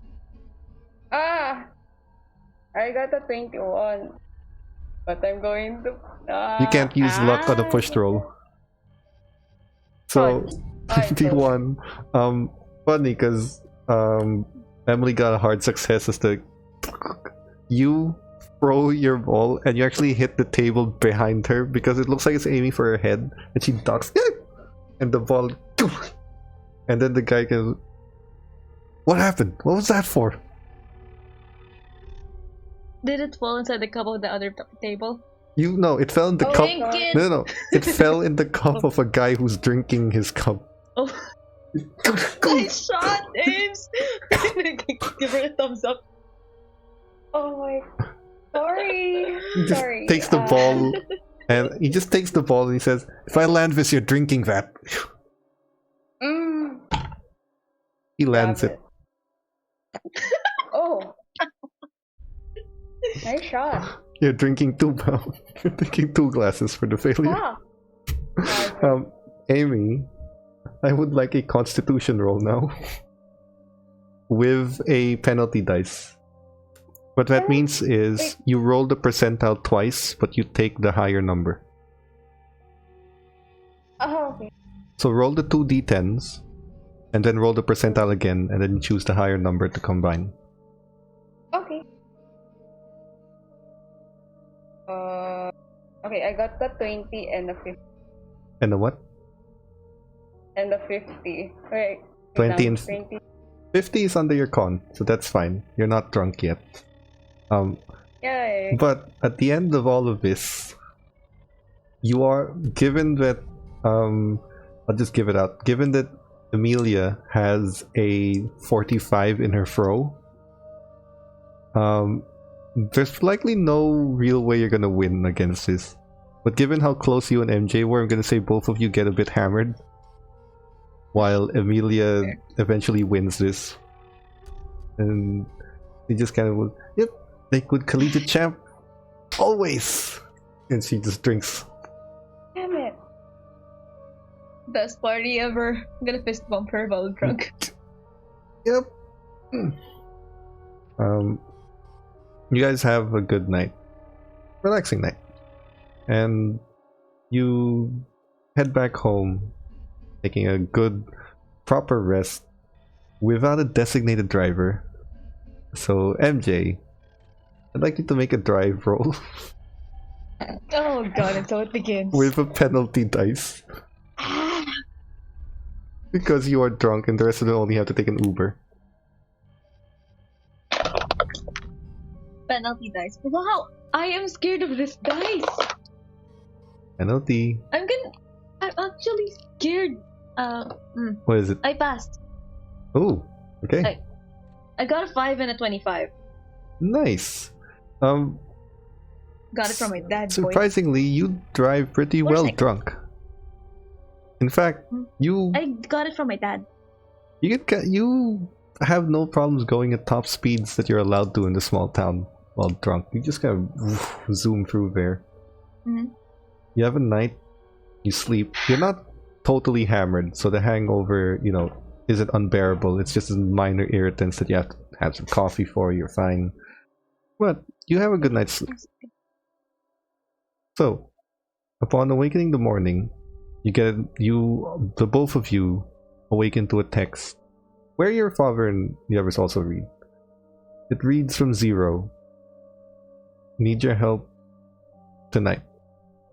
Might involve you. And so it begins. Sorry, Replying, we've been I'll trying. be there. There's a message. Sorry, we've been trying to keep you out of it for as long as we can, but this might concern your town and we're not sure. Noted. What time should we meet? 6 p.m. North exit. Alright.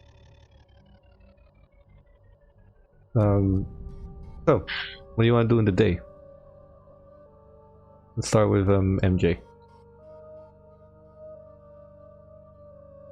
Did my parts arrive already? No, that'll take about next week. Oh, for your truck?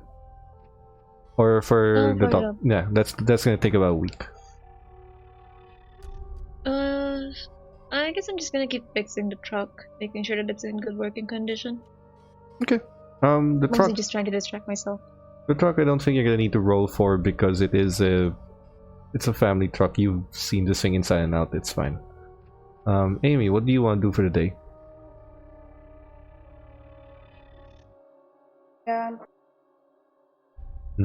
Going to check on Ashley and then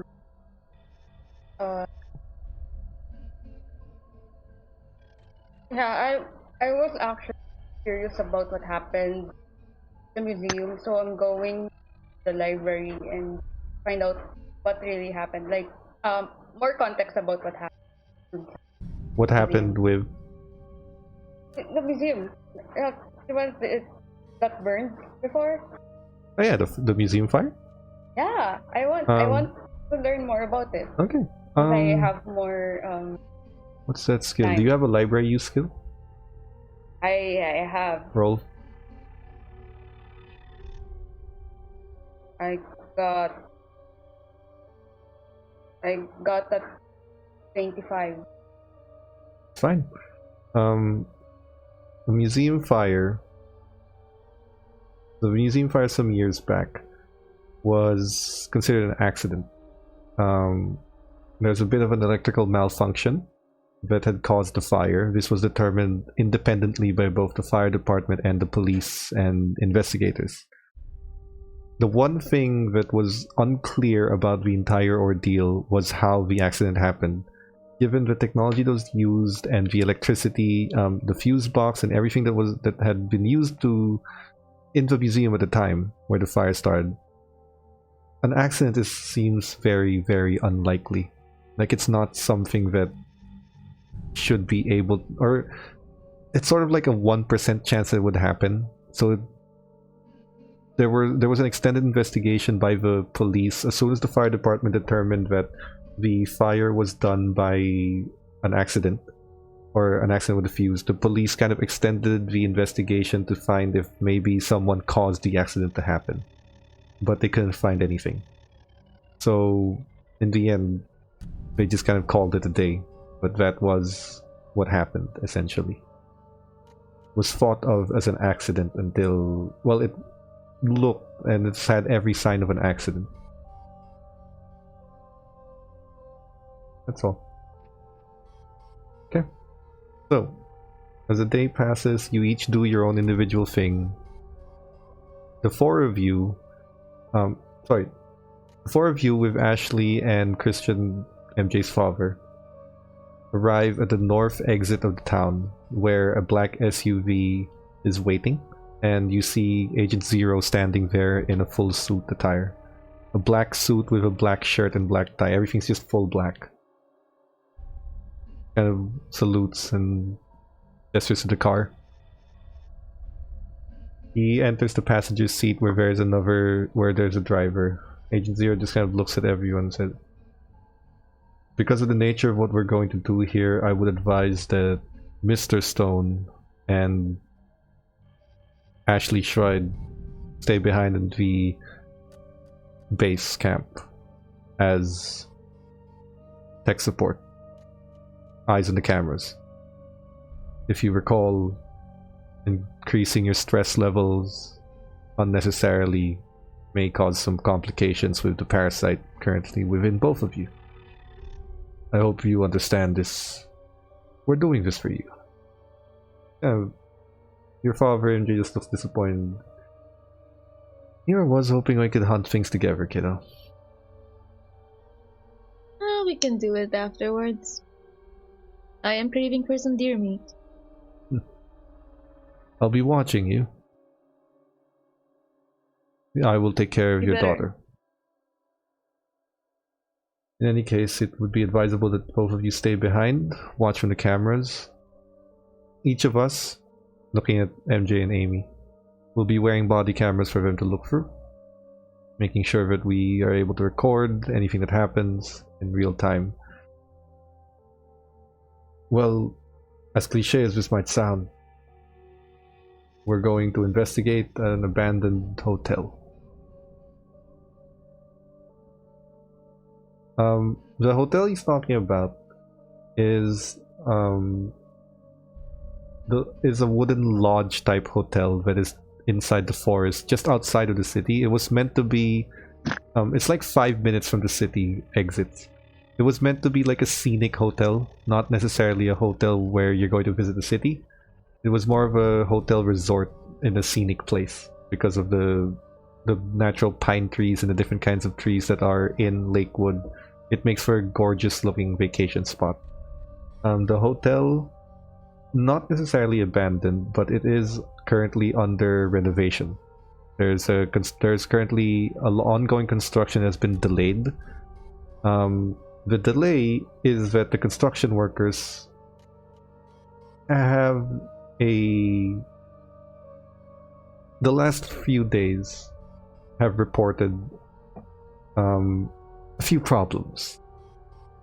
Agent Zero is telling you that the construction workers for the last few days since the meteorite hit have been experiencing delusions, signs of dementia, problems. There have been numerous reports of unnatural activity happening.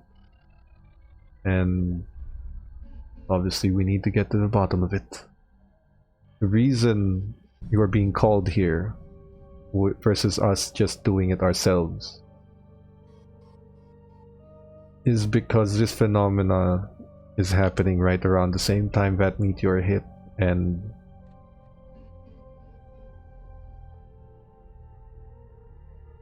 I don't want to lie to you, we have a theory that it might react to your presence there. The sooner we can understand things that are happening, the sooner we'd be able to help you get over or remove whatever's happened to you. Of course, like I said, you will always have a choice in this matter. This is full disclosure. Should you choose not to aid us, aid me, that is perfectly fine. But that is the full story.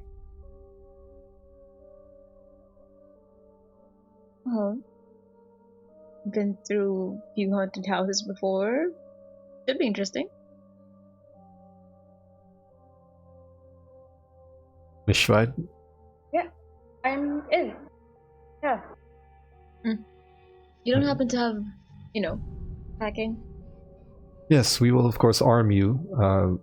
I hope you don't have to use it, and I hope you are trained in some manner, but you will be armed. Obviously light, no automatic rifles, nothing that makes too much of a sound. You will be given silenced weaponry and as many bullets as you can carry. Awesome. Again, full disclosure, what we're about to do is something I've been doing for the last few years, and It is rarely ever a pleasant experience. If history will repeat itself, it is not a physically painful experience. You will not be harmed physically, but you might be tested emotionally, mentally. There may be things you might see that may affect you in some way. In those instances, I advise you to hold on to what it is you're doing this for. Your friends, your town, your family here. That always helps. But just know that I have been through this many times, and if we are to survive this, I will need you to trust me when I say that it is fine versus when I say to leave and it's time to abandon it. If things become too much, remember why you fight. Okay. Got it.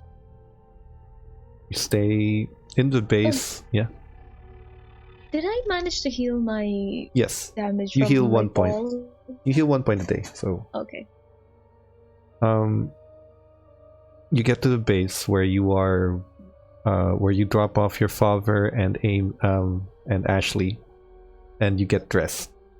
You are given combat gear, tactical vests, pads, elbow pads and knee pads, shin guards, things that you might need in case you fall, in case something breaks. The vests have built-in cameras within the center of it to see things. The vests are bulletproof, obviously. Each of you are given a handgun. Your basic Glock 9mm with about 15 rounds in each of the magazines, and about 6 or 7 magazines each that you can put into vests. Each of the Glocks are silenced, and he just looks at you and says, in case any of you are untrained, until you see something, until you are sure of what you see, please do not fire. There is a very real chance that you might hit each other if you recklessly fire at the first sight of danger. With what we're dealing with, it's not as simple as bandits or thieves or thugs. What we're dealing with is our reality falling apart, if you will.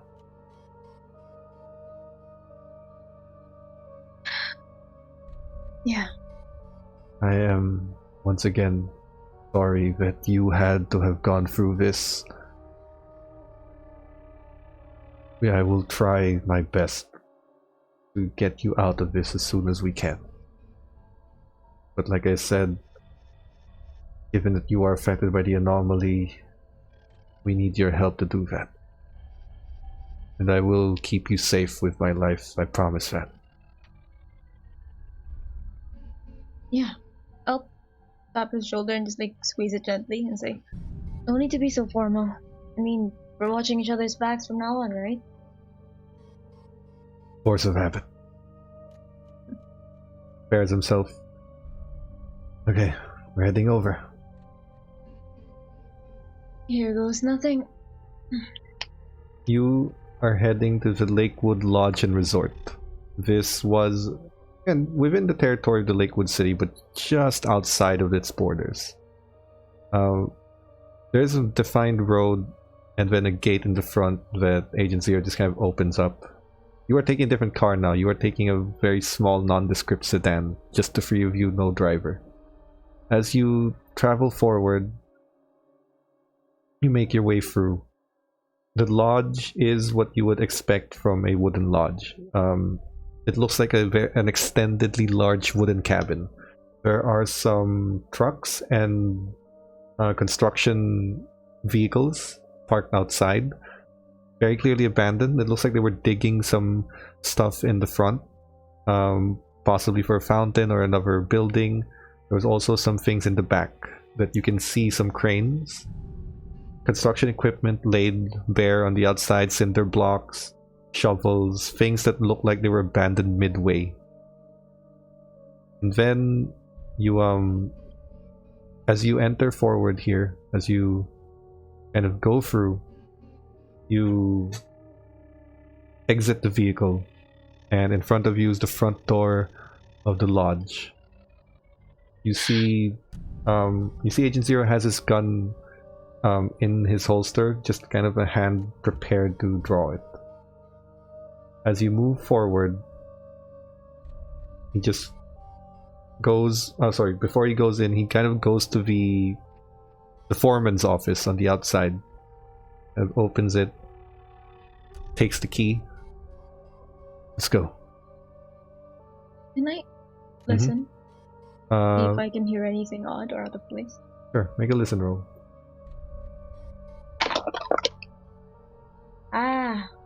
Now it's back to normal. That's 74, I failed.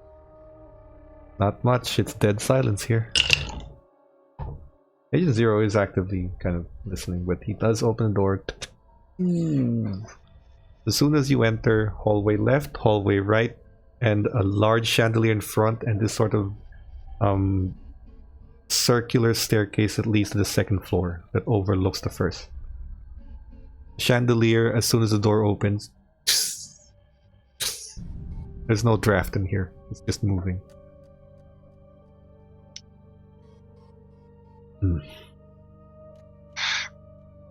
Stick with me. Yep, absolutely. Moves. Make another listen roll for me. Okay. Lucky dice, and my lucky dice has betrayed me. I got an 83. And so it begins. You don't hear jack shit. I hear my own heartbeat. Kind of moving through. It would be best to put Amy in between the two of you, since both of you are trained with guns, so she's just standing in the center. Yeah. Looking forward. You do have flashlights, but otherwise the moonlight still gets through some of the windows. In one of the rooms down the right hallway, the light opens.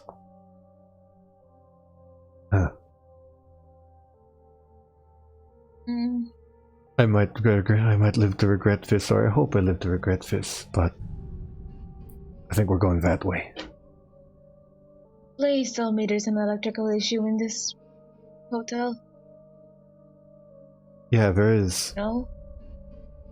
The issue is that it's not working. Motherfucker. You just hear the sound of some sort of heavy machinery being operated. It's like...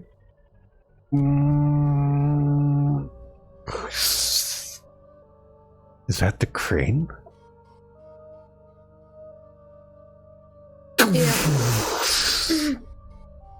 The fuck? He looks out the window and you find that there is a large kind of bulldozer. Not bulldozer, you know those trucks with the shovels that in front that go up and down like that? Loader. There. That has just rammed into the foreman's office. Oh shit. As long as I've been doing this, not. Can I see if there's a driver? Make a spot hidden roll. Oh god. I'm back to my bad luck. I got a 56. 56? Just not pass. But you don't. What you do see is nothing. No one comes out of the bulldozer. So, as you, Amy, and Agent Zero make your way inside this supposedly abandoned lodge and resort, without electricity, but the lights seem to be flickering on. The closer you get to that flickered on the room with the flickering, with the light that's on, the light begins to flicker. At some point, as you get closer, it flickers on, and for the brief moment it flickers on, you see the visage of a woman with her hair covering her face. And when the next time flickers, she's pointing. Take it easy. And then it flickers and you swear she's gotten closer. And when she kind of flickers, what's happening now is that the lights on the hallway flicker on, reveal her, and then they explode. And she disappears from sight again. Nope. Room. Are we gonna go to that room? Yeah, I'm going to see what she's pointing at. Yeah, the room with the light. That's where you guys are heading towards, and the woman's kind of getting closer and closer. Let's go. Yes, that would be wise. Just kind of moves forward. Cover your eyes. Things start cracking. I'm wearing my goggles. Yep. You move forward as the lights kind of break, but as you get to the room,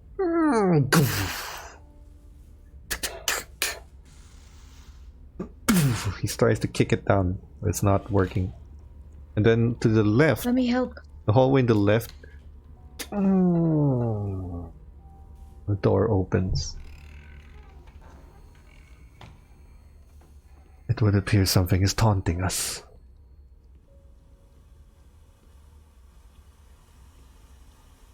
Should we take the bait? Let me give this a try. I'm gonna kick the door. Try to open it. Call that brawl.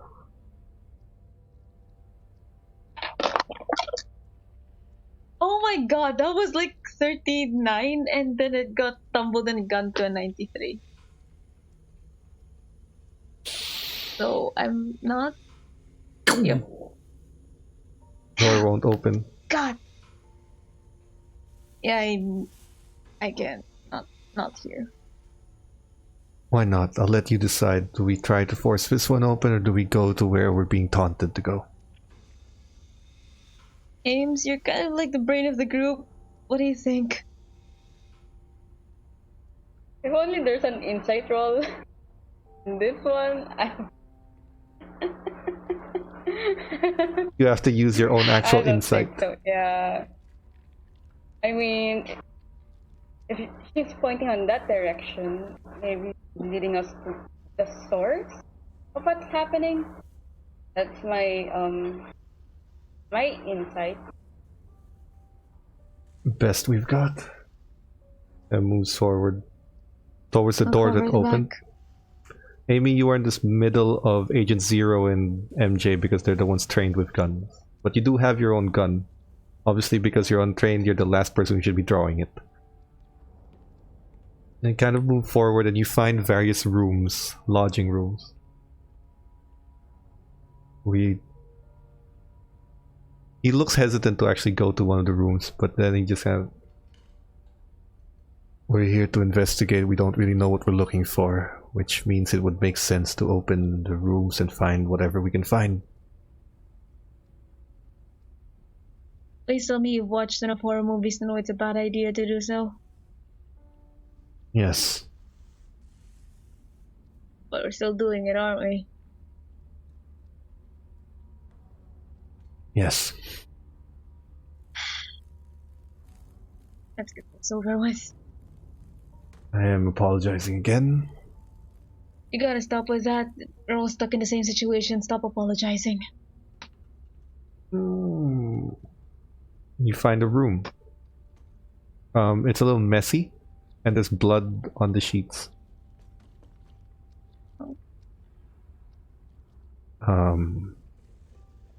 Alright. You didn't mention any murder in this hotel, right? The light opens and the blood is not there.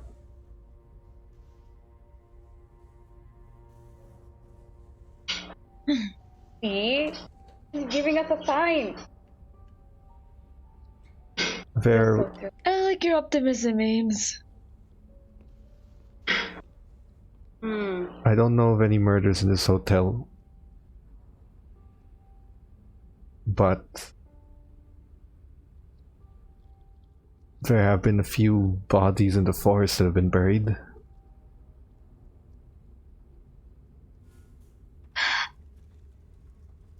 I don't know what to tell Alright. you. It's fine. Moves forward, Next door. looks around. Make a spot hidden roll, please.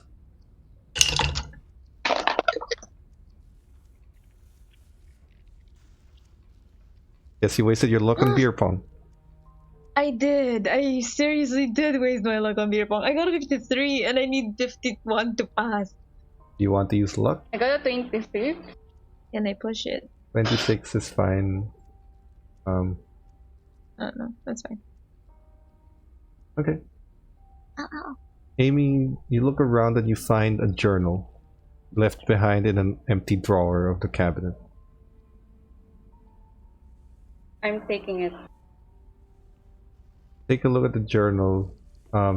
If you read through it, there's multiple accounts. Looks like someone's diary. Pretty old. Not ancient, but sort of few years to several, maybe a decade old.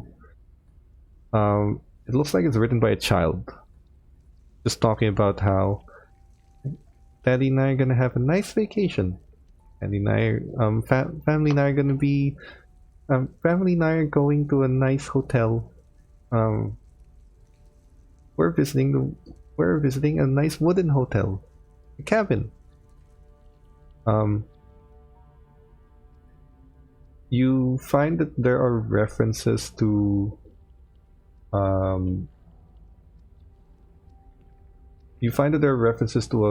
old hotel, like this one is not a resort, it's just an actual hotel called Cabin Lodging. That's just what it was called. And you now remember that this hotel, this resort that you're in right now, was built over Cabin Lodgings.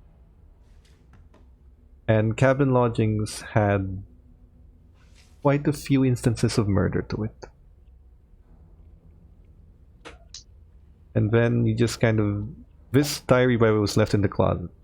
You just kind of see more entries. Something's wrong with Daddy. He's acting really weird. He's not talking to anyone. You keep reading. As you read through the diaries, Daddy's acting really scary. He keeps screaming at Mommy. Daddy did something to Mommy and she's not moving from the bed. I'm hiding in the closet. Is this The Shining? I'm hiding in the closet. I don't know what Daddy's doing. Mommy was screaming and he keeps hitting her and now she's not stopped screaming. I'm hiding in the closet. I hope Daddy doesn't find me. And that is the last entry. You find that while the diary was inside the first drawer, imagine a closet and then there are two drawers under. Right? Like the large closet and then there's two drawers for folded clothes and the closet has the hanging clothes. You found in the first drawer, but you realize when you open the top actual closet, the wood has kind of given way, like it broke, so it fell through. Meaning that diary was probably in that closet. And there's a pen next to it. It's kind of dried out. Are you telling anyone else about this?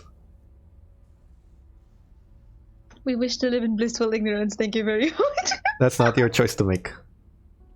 I'm going to show it to everyone and say that the person who wrote this was in the closet, and that's like indicated in his last, or her, I guess.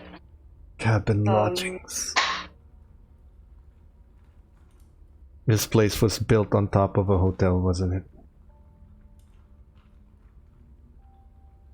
When the name Cabin Lodgings is mentioned, the two of you do remember that there was a hotel outside of town that wasn't part of the town.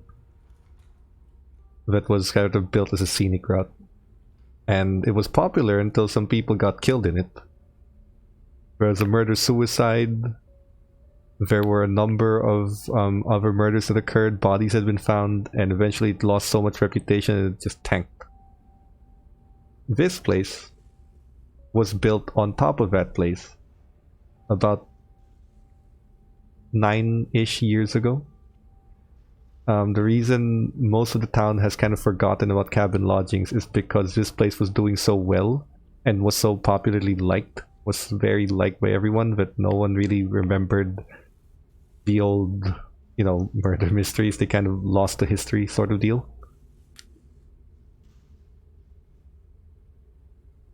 You just... Motherfucker. Well, at least now you see why I needed the expertise of locals. Yep.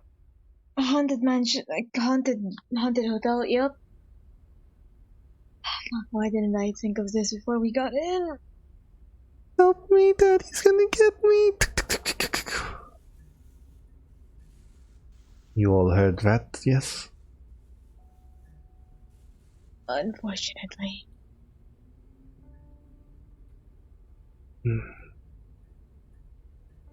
Well, just keep moving. Yep. Make a spot hidden roll. Let's make two. Let's make 3 of them for the rest of this floor.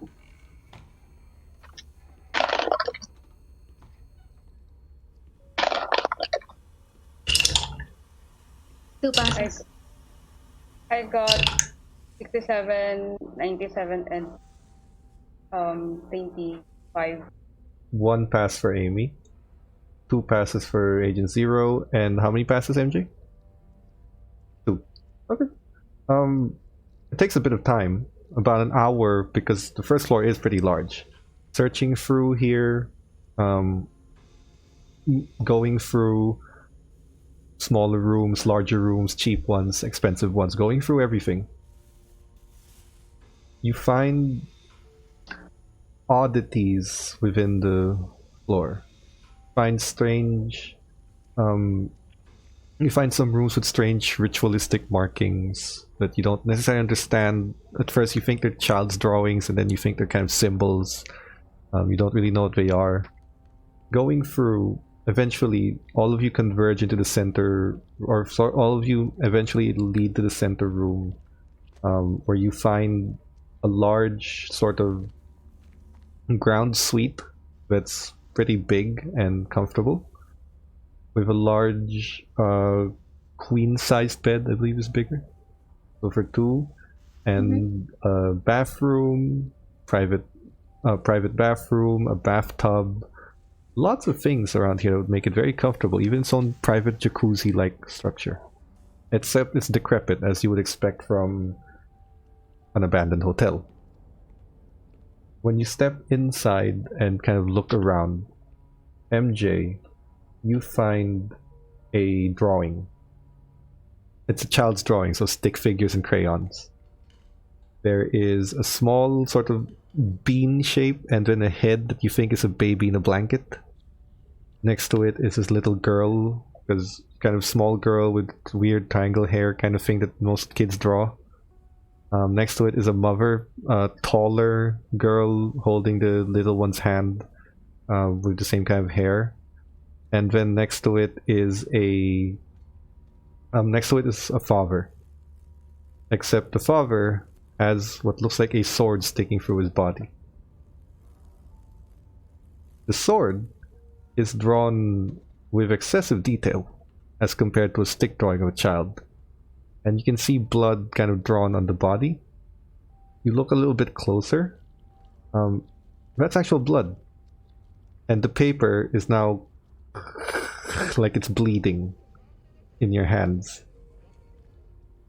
And when you drop it, it's just bleeding out, like the paper itself is bleeding on the floor. Make a sanity roll. I'm not ready for this. Oh god.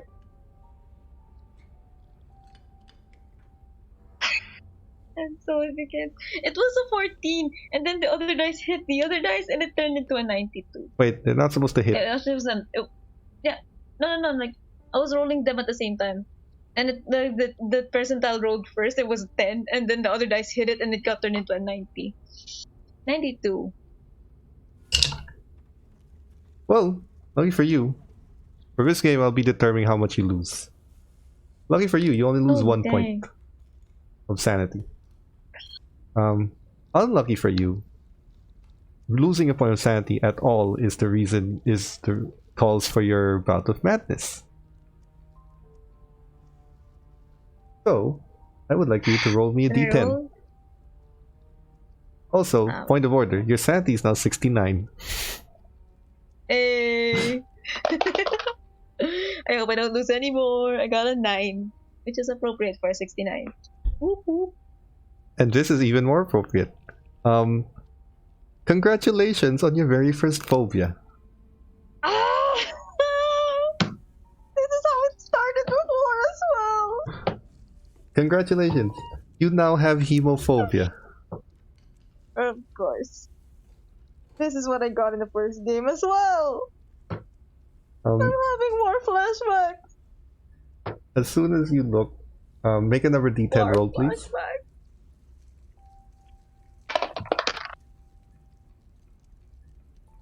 It's weird because it landed like I don't know how to say it in English, but it's tagilid, so I'm gonna roll it again.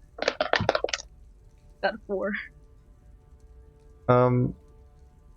Well, because you're not in a fight, 4 combat rounds is an indefinite number. I'm gonna say like 4 minutes. For the next 4-ish minutes, you're not debilitated. You didn't lose that much. You're not, panicking, debilitated, useless. You're just kind of,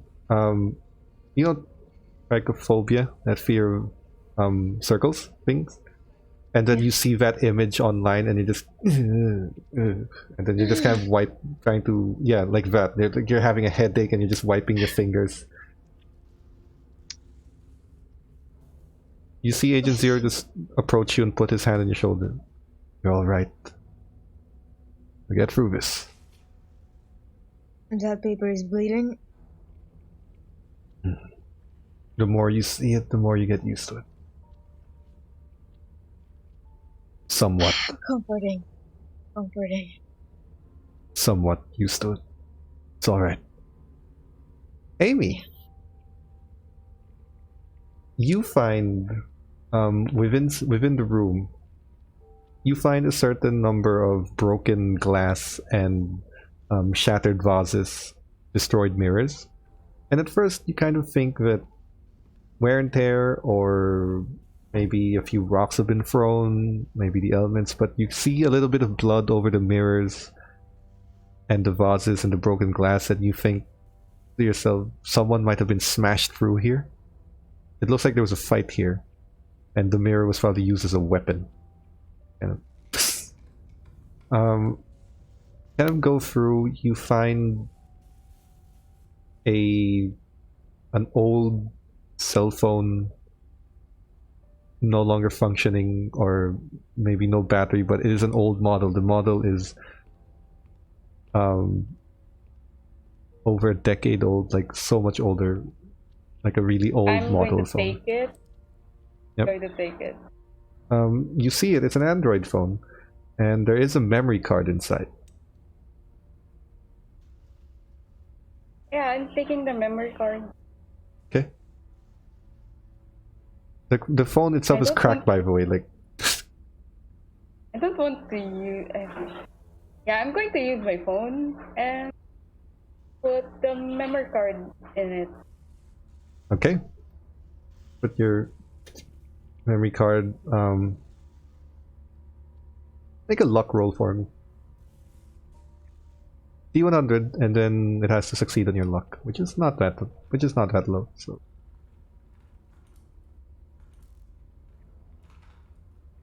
I got a 35. 35, okay. The memory card takes a while, and for a second you believe it's not working. It has been over a decade, but somehow it functions and your phone manages to read it after repeatedly blowing onto it like a Nintendo cartridge. Just when you put it in, there are a few things in that phone. Pictures, videos, vacations belong to someone. There's a number of pictures of the family and everything. There is a man, a woman, and what essentially, you don't know this yet because you were in a different side of the room, but this is what MJ saw drawing. A man, a woman, a young girl, and a baby. Family portraits and everything. And then a video. That's thumbnail on the phone is sort of just black, like hiding somewhere.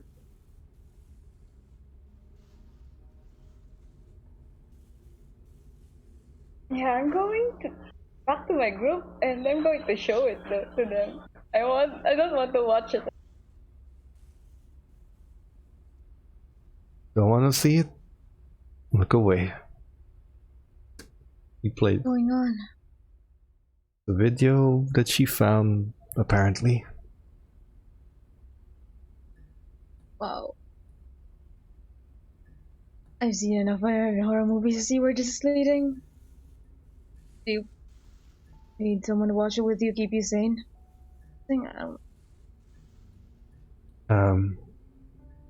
I don't, but I'm you want to. going to watch it. Please.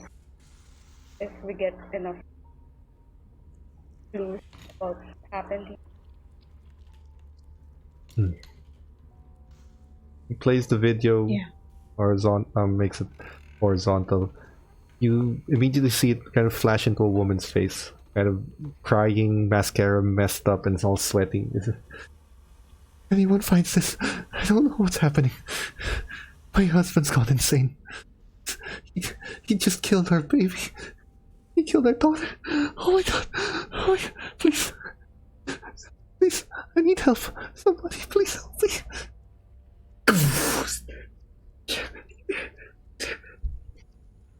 And then as she's trying to keep herself quiet, you just hear the voice kind of saying, Lucy, where are you hiding?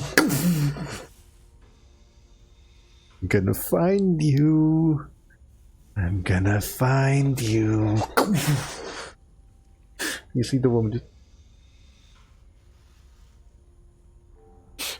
And you just hear the voice. Lucy, come out, and then the cabinet opens. Wherever you are.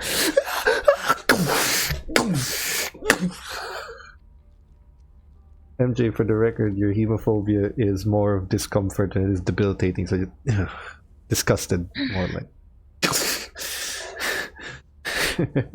And the phone kind of drops. Oh, Lucy. And you see the man's face. Hair kind of messed up in the top.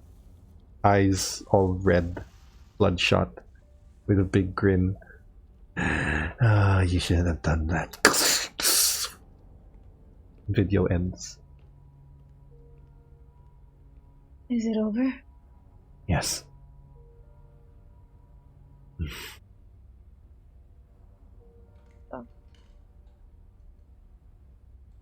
Well, I'm not sure what to make of that. Wait, can you pause on a screen where the knife is shown? I can't watch it again, but I just Here. need to see the knife. You see it? A long dagger. Does it look like a drawing?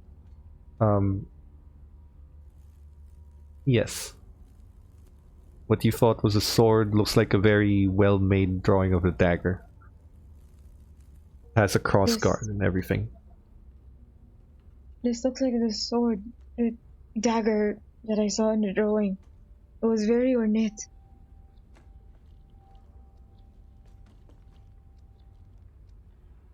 I wonder.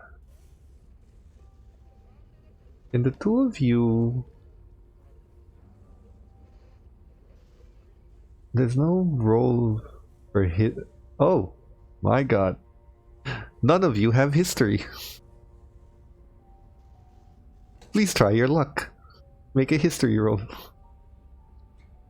Oh wait, sorry. Amy has history. Please make a history roll. Amy? I wouldn't pass either way. I got a 26. 31. Even 31. Yup, that passes for Amy. High history. So, MJ, you're not very academically inclined. You don't really read the. Scars. Yep, manual labor for me. Sorry. You don't really read the papers and the local news, especially when you were a teenager in high school. That's not for you.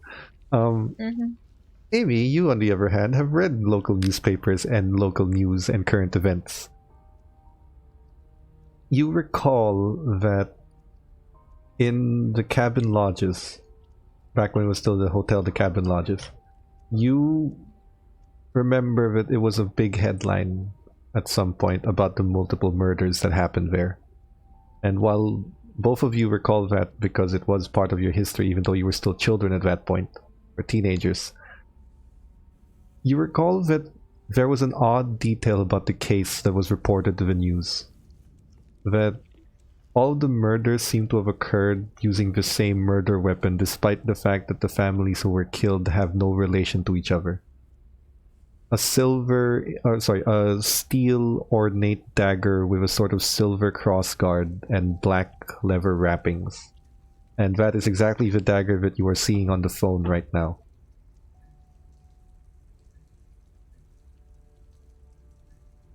I have a hunch that they were probably possessed by that dagger. Should find the murder weapon. The police have never found anything on that murder weapon here before. Well, back then.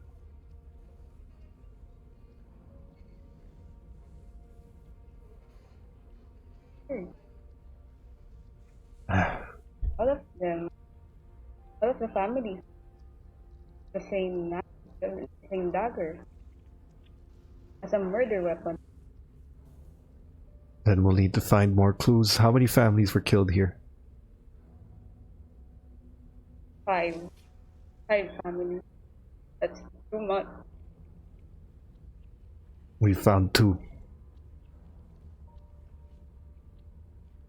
Are you both alright? Would you like to continue? Yeah. We're good. Very well. And leaves. You're free to talk to him, by the way. Just kind of moves forward. Second floor, then? I really am gonna regret this, but yeah. The agency, what's the weirdest thing you've ever seen? Gonna watch from behind. A flayed woman coming after me with a cleaver. Like an actual woman or a ghost of a woman? No, an actual woman with no skin. Dressed in a white gown. How is that possible? Should be dead. Are you asking that after everything we've seen here? I haven't seen a woman without. There's a piece of vase that gets thrown at the wall. And at the corner of your eye, you see something move towards the end of the second floor right hallway. Clearly something doesn't want us here. I don't doubt it. We don't want to be here either. If at any point you need to leave, tell me. There's no reason to push yourself beyond your breaking point. I will remember, so you don't have to keep reminding us every 5 minutes. I'm gonna clap him on the shoulder again and I'm gonna look around. Sorry. You see him as he apologizes this time. He kind of looks away. Something's there. Like, he's not trying to hide, so you don't have to roll, but something about it. Something about putting you guys here is really bothering him. Something bothering you? It's nothing. He moves. I mean, I know this isn't time for a therapy session, but anything other than ghosts would be a very welcome distraction. I'm tempted to call that charm. I'll See if take you it. can talk to him. Got a 6. He And so it's back! extreme. He just looks at you. Yes, Says, sir. "Well,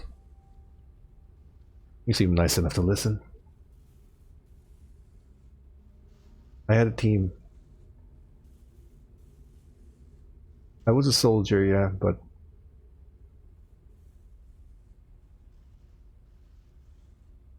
I was a Delta Force soldier. Youngest one. Me and my team experienced something odd, similar to you. So even if we were trained in combat, we weren't any different from you in terms of this. We had a relatively normal job, a life that we knew, and we were pulled away from that. The initiative took us in because they needed soldiers, and because we were in the wrong place at the wrong time. We moved through, kept going through. We were always told we didn't want to be here. It was too much. We could pull back, get out. None of us listened. We had a mission. We were soldiers. In order to keep our sanity, we had to see it as just another mission. Just another thing to do.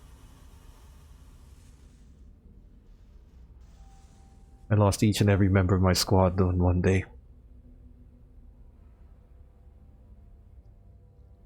I don't know why I'm alive. I don't know how I managed to escape. The initiative gave me an out. They told me if I wanted to live the rest of my life, I could. I can't just abandon everything. Not after what happened to my team. A few of them were gutted in front of me. 2 of them died. Gunshots from targets we didn't even see. And one of them is in a sanitarium. Doesn't even recognize me.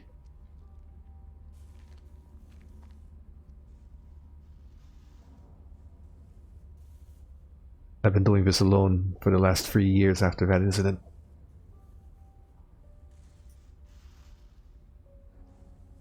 I'll work with you too.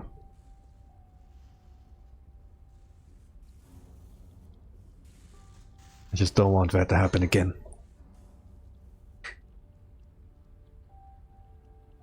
My greatest failure in life. Moves forward with you guys to his side. Well, we're not going anywhere, you know? Maybe at some point your team might have wanted you to survive through all of this, not go through it over and over again. You're not going anywhere, that's the problem.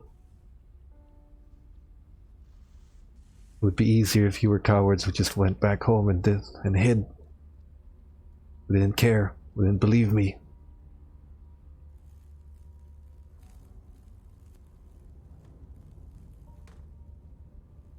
Stubborn like all of them. Stubborn like I was. I'm going through this to end it. We've done good in different towns. That good keeps me going. Knowing that it matters to some people somewhere. It's the only thing left. The only thing that I have left.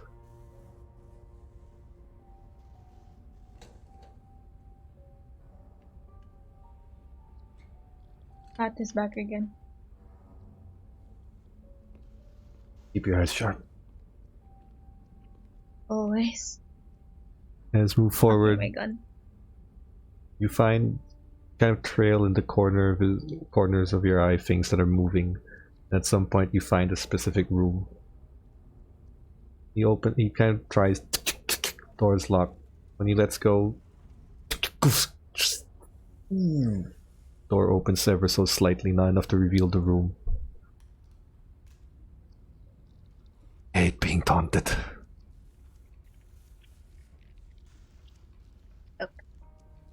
Part of me just wants to chuck a grenade in there.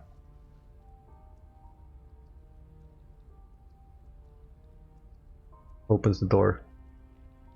You are in what looks like an event space, like a ballroom of sorts. You enter this area, and there are what used to be these lavish kind of tables and tablecloths, a giant chandelier up in the center that would have lit this entire place. It's still dark, but then the chandelier opens. Of course. Now move forward. And you see what would be a ballroom with the stage up in front. Catering on the side. It looks like it's been there forever. Like this place was abandoned mid-event. Which doesn't make sense to you. Because, again, this place was only under renovation. And as far as you can remember, the events room of the resort, at least the current iteration, is on the first floor. This shouldn't be here.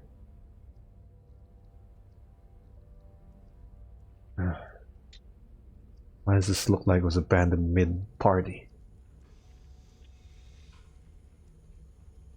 Well, fun fact, agency, it's not supposed to be here. It was supposed to be in the ground floor.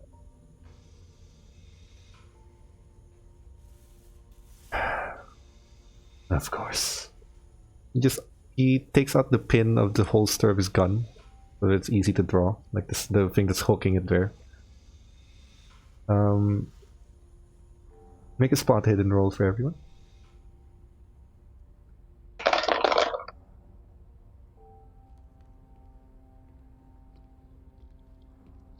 68. Think. Nah, Amy fails. MJ. I got a 1. Holy shit. Your reaction. I know. Your reaction looks like you got a 100. I mean, I would have believed it easier if it was 100.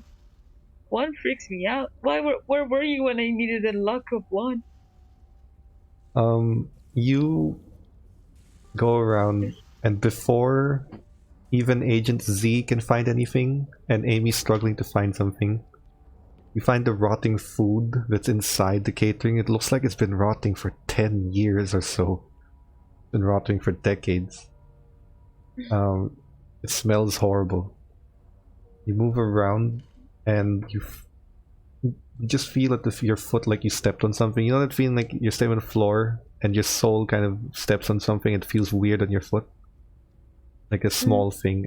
You take your foot out, you find bullet casings, and then you kind of move around and you find more bullet casings, which doesn't really add up to all the other murders, but you do find some bullet casings around, and then you hear you see the lights on the side, because right now it's just a chandelier.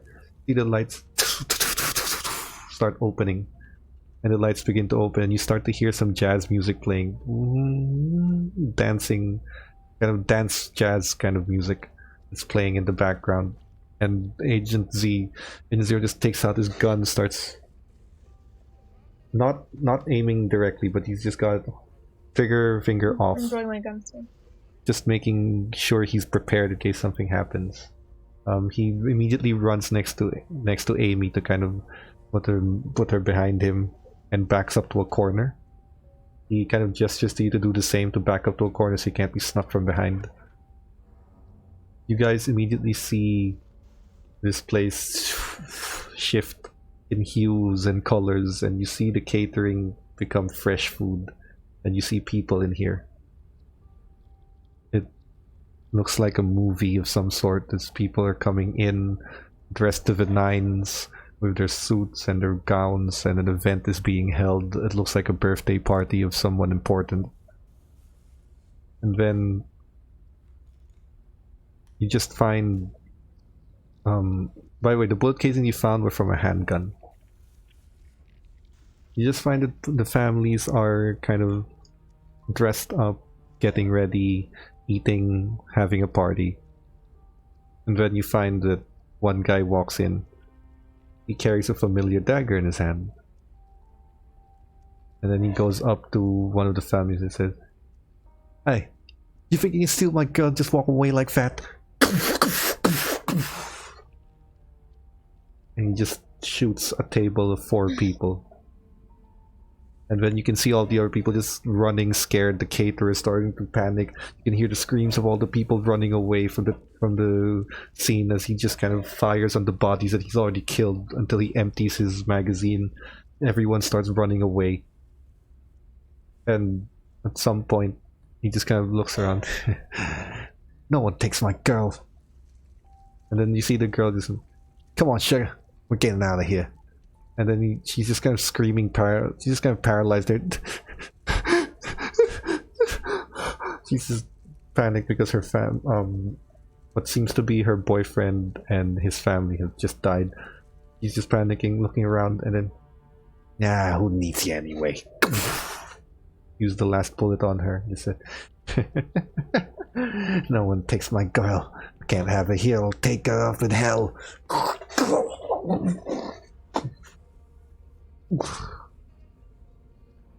Then we're back in the hotel room with the dead lights.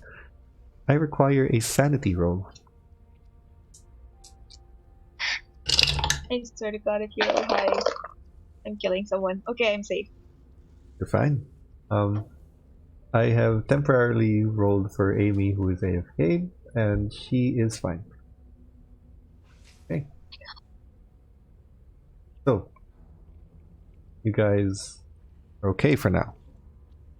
As you process the information that has happened, sort of weird vision thing, start to remember that given what you've been seeing this entire time, it's not that much of a surprise you might see something like this. But the bullet casings now do make sense. And you are now starting to have a little bit of information being pieced together, and Amy's not here, but she's the one who recalls that these murders happened in a specific order. And they did not necessarily the murders that happen in the private rooms are in private rooms, obviously. So there was a thing. Oh, hey, you guys just saw a vision of a family getting killed in the events room, and the guy holding the dagger just shot that family. You remember from history that the 5 murders of the families here, 2 of them did involve gunshots. Like 2 families were killed by guns, and the guys were holding the dagger. The first 2 murders were families in their private rooms, and while people heard screaming, the doors were kind of locked and they never really found out. What is unknown is how the dagger got into the hand of another person between all of the victims, because they had no relation. Nevertheless, is the third kind of murder that you have seen. It was a vision given to you. I rolled your sanity, you're fine for now. But you understand that these murders happened because of the dagger, or at the very least is a common denominator, but you don't know how it got to each of their individual hands, given that this happened further away. But that is the information you have. You see, do you want to tell Agent Zero and MJ, because they don't necessarily remember? Yeah. Okay. You tell them. This kind of looks... Somehow I believe I should have expected this. I have a theory that there are more than one dagger in this place. Why do you say that?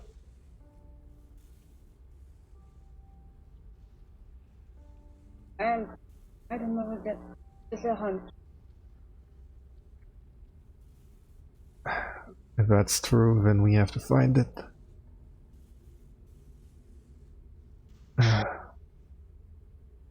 This is becoming a problem. Alright, let's just keep looking. Yep. Yeah.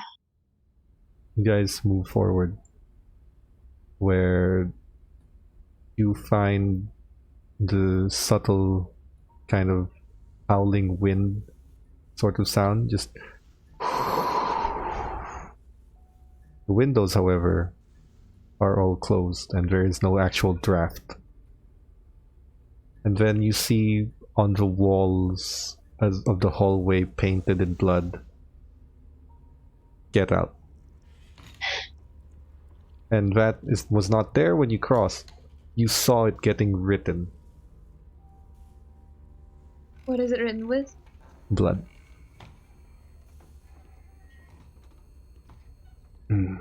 Fuck. Well, that's certainly an appropriate message.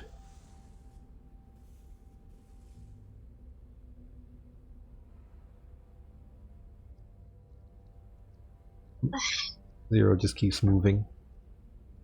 I'll follow immediately after. You open another room where you find more visages of specters or something in your eye, and this time it's more direct. You find a translucent, bluish-hued figure of a woman in a white dress with hair up to her waist. Just crying in the corner. I am immediately going to regret everything I do right now. He's moving forward, but not towards the woman. Oh. He's moving in the room. What? And you can see that he's observing her to see what she's gonna do. You guys want to do anything? Follow. Okay. Yeah. Well, sir.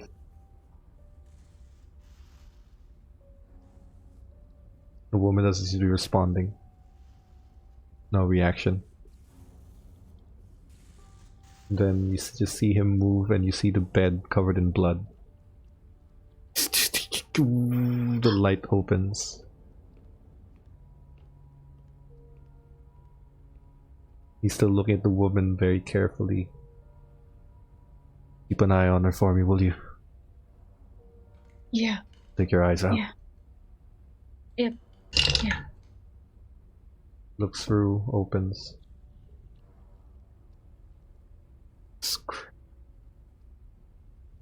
There's a corpse under the bed, rotting. You can smell it. What happened here? You see, the woman now reacts and moves.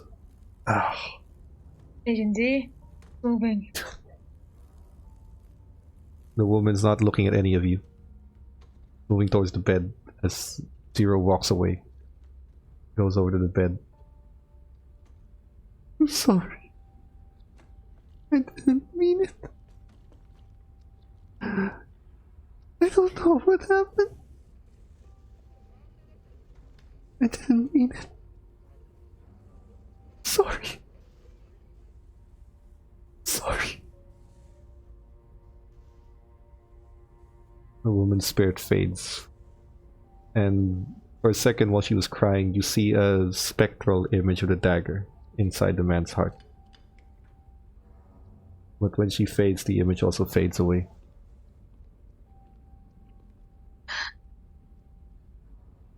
Victims number 4. You said there were 2 families that had gunshots. Means the next one's going to be more violent.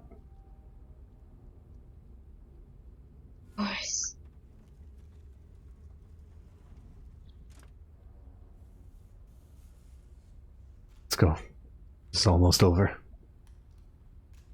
Yeah. I'll cover the back again. You move forward, keep going through. You hear footsteps going upstairs. I suppose that's our next lead.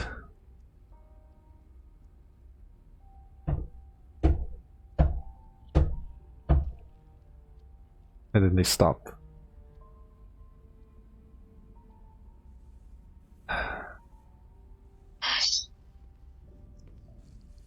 Stay close to me. You just move forward. Tell us twice. You head up to the top and you find a large balcony.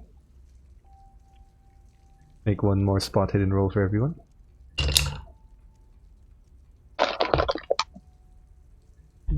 Pass. Okay. Regular. 36. Just passed. Both of you find the sort of hallway and rooms and the entire place is decrepit and abandoned, but there's one thing that isn't necessarily broken, and that is this odd looking mirror. It has no dust, no scratches, no breaks, no signs that it's been damaged in any way. You want to do anything? This is a mirror in the hallway going to that large balcony.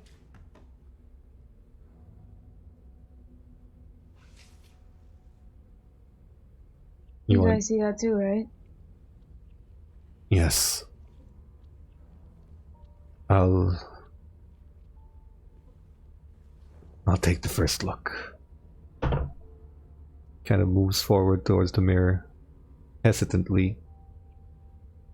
Takes a look into the mirror.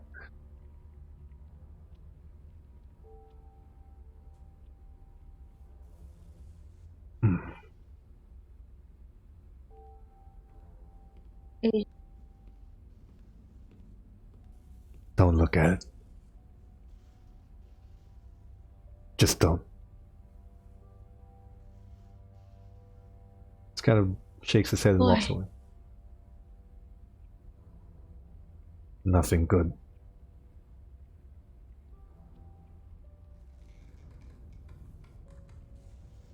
Oh, me and my curiosity. I'm going to Go against his orders and look at it? do anything and you know, it's more like when you peripheral vision. What do I see in the mirror when I'm looking at my peripheral? Nothing so far. Just a reflection. Nah, if And it's then- peripheral, I'm just gonna. Oh, sorry, no. Oh god. In your peripheral vision, you won't even see your reflection. Like the mirror doesn't reflect you. Nope. Nope. Okay? No, I'm just gonna go after that. Amelia? Amy? Will you be looking into the mirror? After agency has said no? I mean, no, I'm not going to look at it. Very Tell good. us not to look at it. I'm a good girl. Very good. Kids, this is why you learn consent. If they say no, don't do it. No means no. No means no, That- kids. That applies to consent and that applies to haunted mirrors. Yep. You head out to the hallway where MJ, you start kicking another sorry, no. You head out to the balcony and the door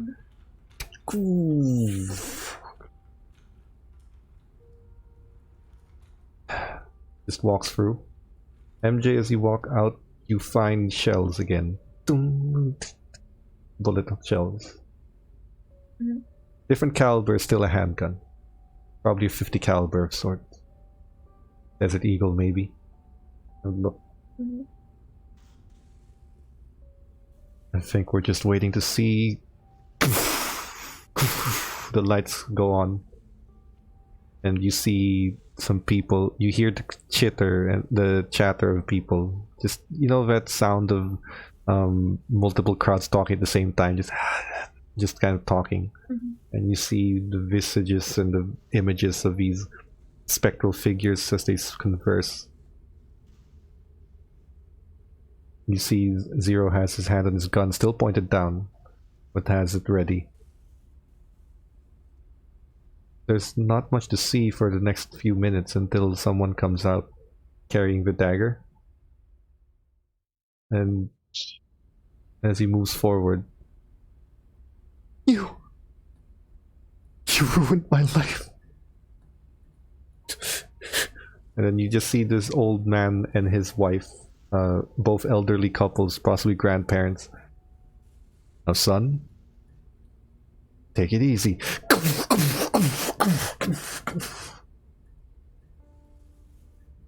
And you see everyone just screaming, panicking, running out as they run away.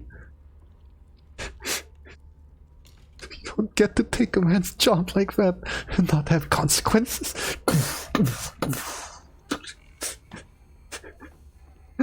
He drops the gun.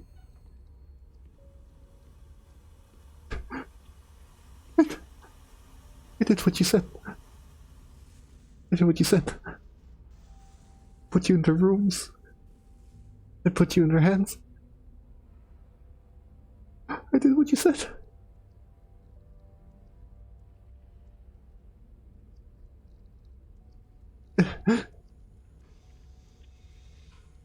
No, I did everything. I just Based on how his hand moved, it looks like he was struggling against, as if something was pushing the dagger towards him. But I did everything right.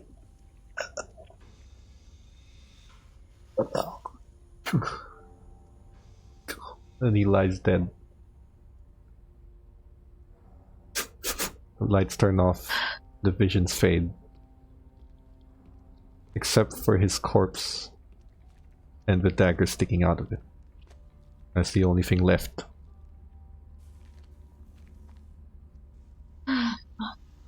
Zero moves forward. Don't tell me you're gonna fucking touch that thing. We came here for it.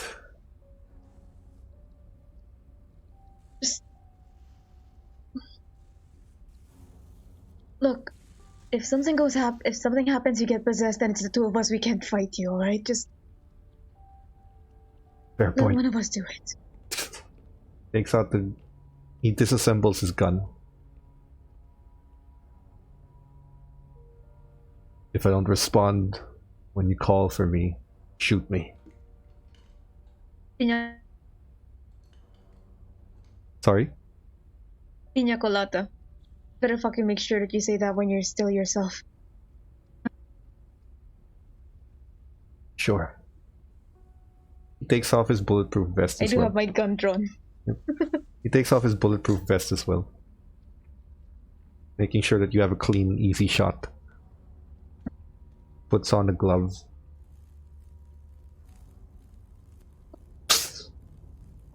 Real.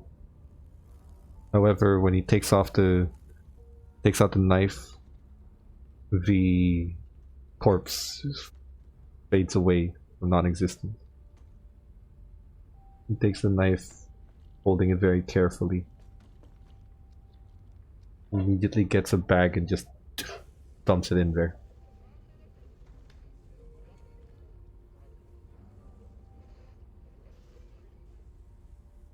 I'm fine. Oh. Pina coladas. Good. Could really use one right now. Yeah, he said the thing. I'm gonna put my spunk. Could really We're use actually, the one. two of us are laughing at that. Puts his vest back on. After- Yeah, you can go. He puts his vest back on, reassembles his gun. We'll grab drinks after this, and you can't say no. We're gonna grab pina coladas. Fuck this. Odd. The knife If it doesn't work on me, that means it might be a catalyst. There are For what? certain objects that are cursed. Holding the mere touch or merely being in their presence drives you insane. But there are also other objects that are not cursed, but they act as catalysts. Or, well, things like what happened with the meteor. These events. I'm assuming this thing has used whatever power it has left to drive us.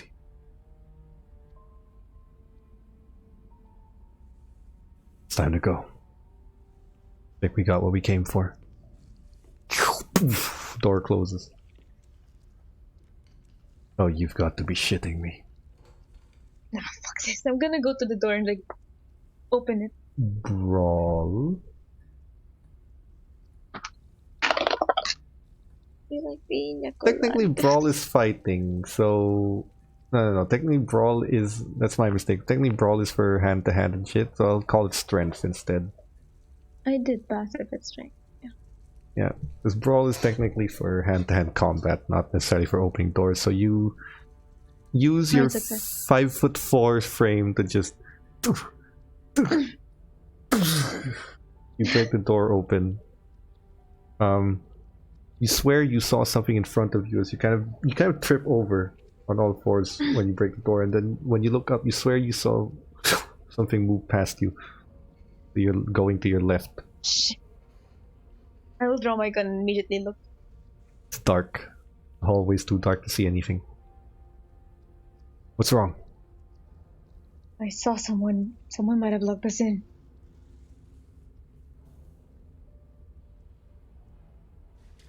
It's no time to deal with it. Let's just get out of here. Then crawl, move through. You head back down the same staircase.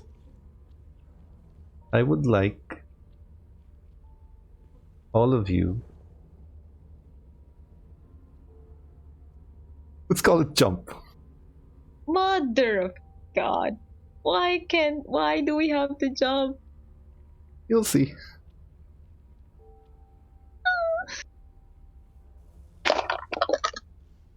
I passed. You passed. Yeah, I did.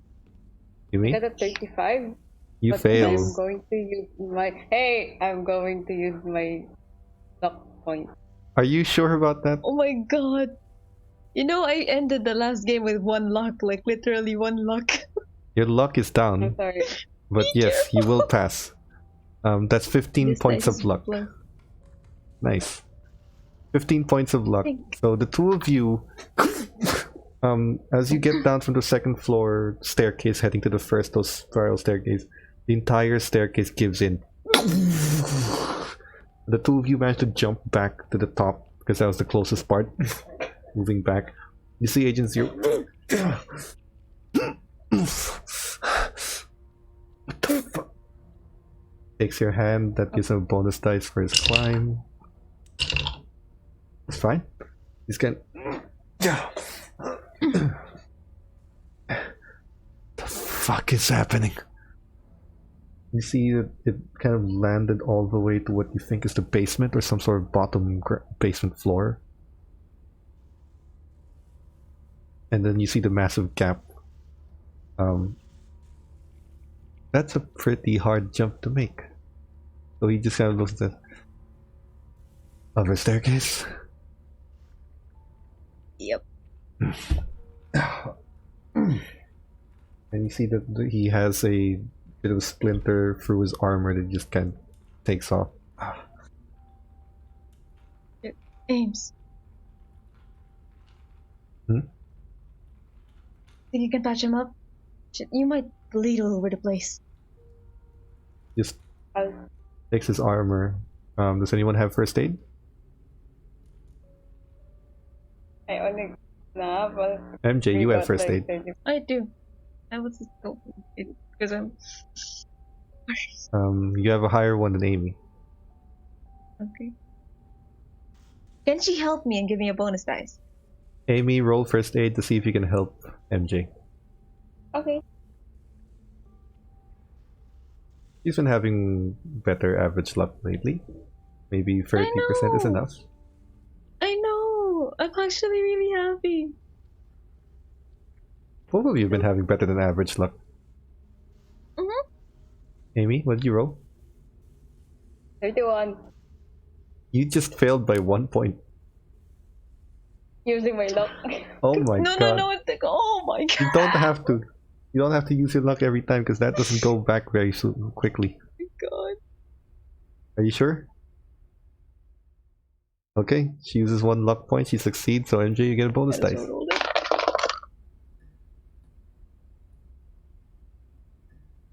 Bonus dice. Remember the bonus dice.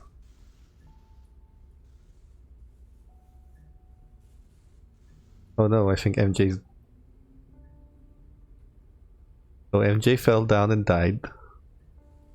Amy, you're gonna go through this alone now. Oh my god. So MJ, you're gonna be facing this alone now. Good luck, Amy. Well, yeah. Anyway, what you succeed anyway, so you kind of, as you take out his armor and open look into his shirt, which is sort of scarred. The Discord went bananas. So what did you roll? Do I get a bonus die? Yes, you do. Oh thank god. Yes! I succeeded because of the bonus dice. I got a 66 earlier. Now you thank Amy for using her luck. Thank you so much for that. That was really worth it. So the two of you kind of remove his top armor and then lift his shirt up to reveal the small puncture wound on the right side of his very well sculpted abs, if it matters to anyone. Yeah. And unfortunately, MJ, I do have to say this because it is his description. His body is riddled in scars, knife wounds, gunshots, slashes, stitches from everywhere. His body has been scarred to hell. And on top of the scars are sitting on top of his very... You know the kind of abs that aren't like Greek god sculpted, but they're super lean and nice to look at? It's sort of like that. Oh my god. He's not like a rock. I don't care about that. He's not like a rock. I need the And he's scars. got scars all over his body.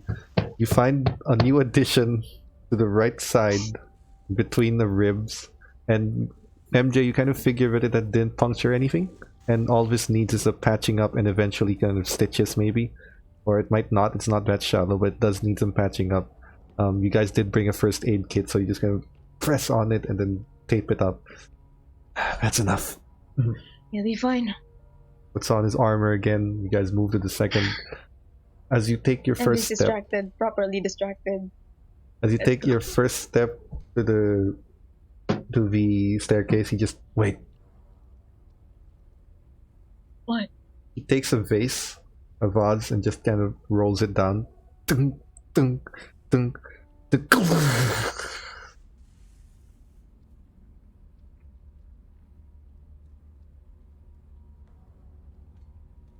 How far can you all jump? Give me a minute. I'm gonna look for a plank. Make a spot hidden roll. Thank you. I succeeded. You don't find a plank, but you kind of find loose doors. But they're not enough to kind of cover the distance that this thing has fallen through. Bitch.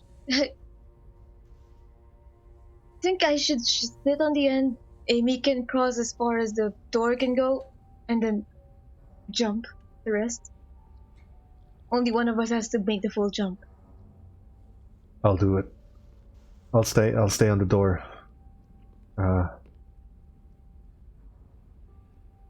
He takes out a rope, Sure. like a bungee cord. Tie this on whoever's jumping. He starts clipping it around himself. You fall or catch. Just avoid hitting your head. Who's first? Alright. Puts the cord around you, ties it in your waist, secures you like a bungee, kind of like a zip line tie. I'll sit on the door as well, so Amy would be stable. You stand on the end of the door. Make a jump roll with a bonus dice.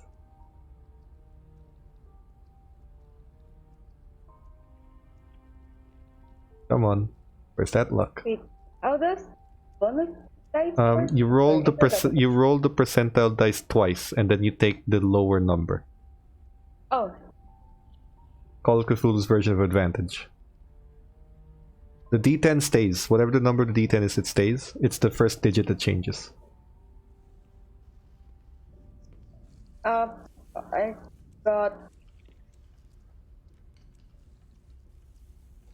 got a 35. On a bonus dice? 20 was kind of hard. And then she starts falling. Shit. Watch your head. Oh, help. Amy, make a dexterity roll. Pretty good for you. Oh yeah. 9. How you bad? You, as you're kind of falling, no, you kind of kick the wall so that you don't hit it, and now you're just dangling. And you see Zero kind of pulling you up, and you just kind of look at it. Wait. I have a bad idea. Yeah. He holds onto the end of one end of the rope, hands you the other, sort of the middle of the rope, hands you the other. Think you can slide down the handrail to the other side, then pull her up. Oh yeah. Make a the kinds of rolls we have to do.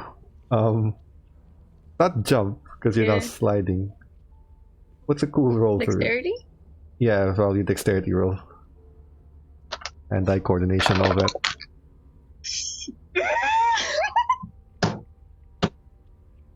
Can I push it? For fuck's sake, we're both gonna die. If you want to try, yes.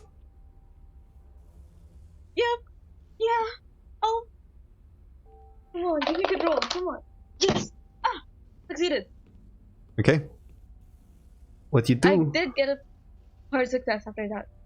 Okay. What you do is you take the other rope while he's holding on to the middle part. You take the other rope so that when you kind of get to the other side, he lets go and he kind of bounces a bit and you can pull her up. You go to the railing and you just kind of slide like you and Jake have done multiple times as a child. You almost fall off. Like it's kind of slippery and you just kind of almost fall off, and then you just kind of grab onto the wood and keep dragging yourself, and your hand kind of splinters a bit. And then, but you do land to the other side, closer to the end of the staircase. Let's make a strength roll to pull Amy up. Amy, you just kind of bounce because Zero let go and MJ has the rope, and it's a bungee cord, so you're just bouncing up and down like that. And then MJ is pulling you off the side. And now you're starting to realize, hey, spider monkey. MJ's freaking strong. Come on. I'll grab her hand. And you just pulled your entire weight up. I'm sick. I feel sick. You see Agent Zero move back up for a running start. And he just... and he lands on the other side. Alright. Time to go. Yeah. You guys move. Let's make a dodge roll, please. That's the roll I should have done earlier instead of no, dodge. Oh, wait. Success. Ooh, nice. Amy. 40. Ooh.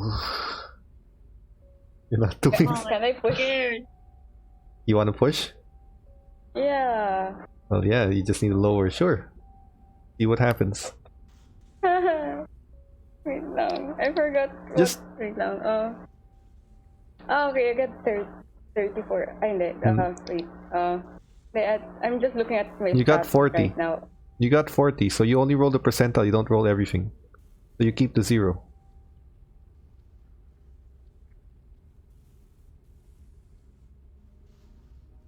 I failed. I will be nice and say that Agent Zero pushes you out of the way. Oh no! So while the two My boy! MJ, you hear the chain snap early at the chandelier at the front gate, and you kind of do a front roll, Mission Impossible style, roll forward. Amy, you don't hear it in time, and you see that as Agent Zero is about to avoid it, he just sees you. Shit, get out! And it shatters on his back. Ooh. Ooh. 6 points of damage. Shit! He I'll run. does not have a major wound. It's 6 points of damage. He just can. But he's wearing armor. Fuck, fucker. Are you alright?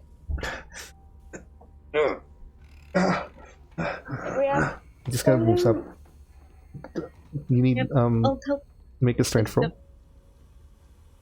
Strength rolls to help. I want Shit. to help. Yes, if she's Yeah, I having want to this, help do him. we both help? Yeah, one of Then you we needs to both succeed roll. for a bonus dice. If both of you succeed, Okay. then he gets 2 bonus dice. Amy, make a strength roll. I 45. failed. 45. Okay, so Amy helps Yep. 1 bonus dice. Okay. Between you and Amy, just kind of, and then he kind of manages to pull himself out.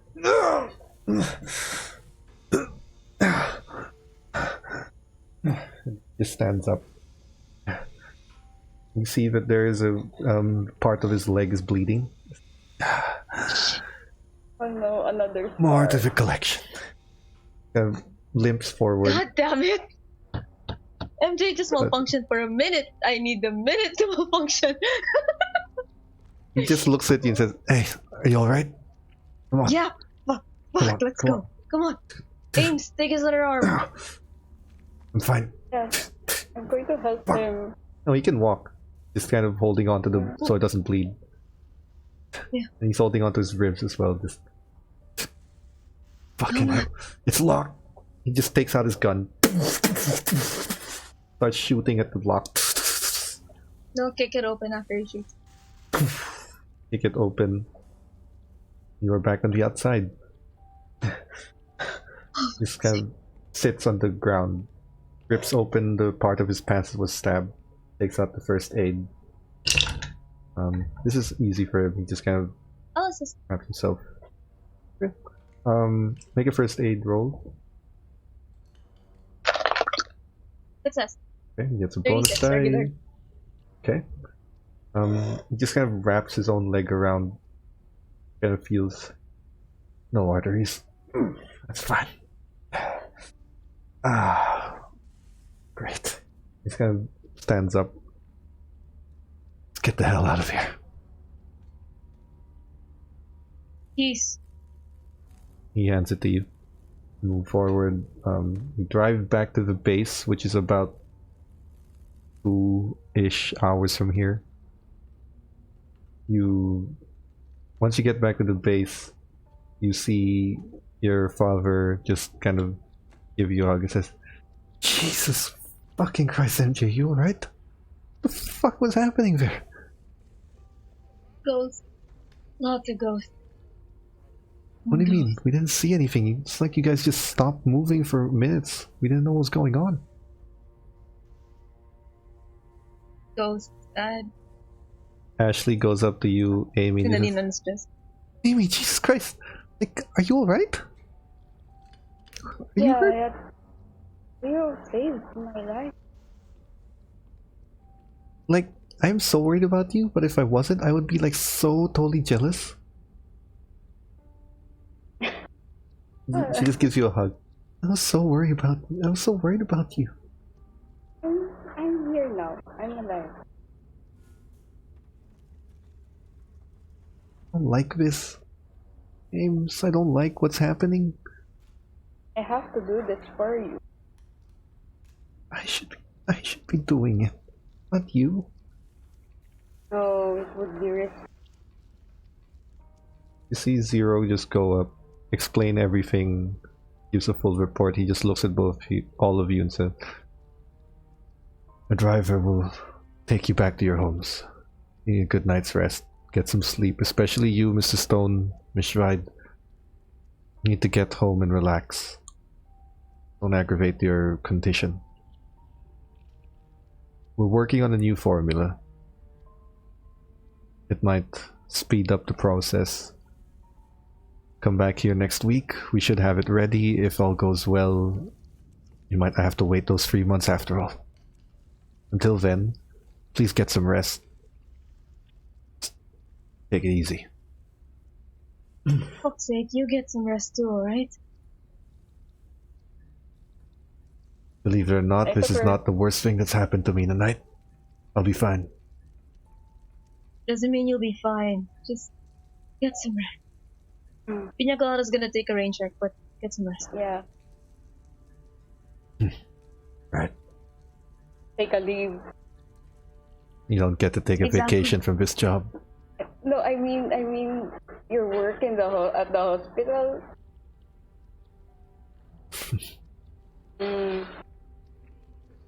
Right. Take a break from the ladies. But what will keep me busy at night? He just says sarcastically. Huh? Sure. Sure. You look like the guy gets a lot of action. Go get some rest. He just takes off all his equipment. You head back home. Ashley has no, you all came here, so the SUV kind of takes you all home individually. When you get home, Amy, Ashley's just kind of sitting there. I don't know what's happening anymore, Ames. This is like so much to take. Hey, take it easy. I don't know how you even went through all of that. I'm sorry. I'm sorry I dragged you into this. No. Never should have gone to that stupid rock. We didn't know that would happen. We both didn't know We that. knew it was a bad idea. It's a meteor. Hey, I'm so sorry. no, don't apologize. I didn't want this to happen. I'm sorry. I still want to do this for you. It is the only way that would help you get cured. My cure isn't worth your life. Agent Zero wasn't fair. You might have died. You are way more important than me. That's not true. I told you before I got your back. I have yours. Just hugs I'll you. go get some. I love you. I love you, Ames. You guys get some well-deserved rest. When you get home, MJ, with your father, he's kind of at the front porch, sits down with you. Sit with me for a while, I'll lie kiddo. down. Yep. Yeah. I'll lie down next to him. I'm sorry this has happened. Really am. No apologies unless you break my things unintentionally, alright?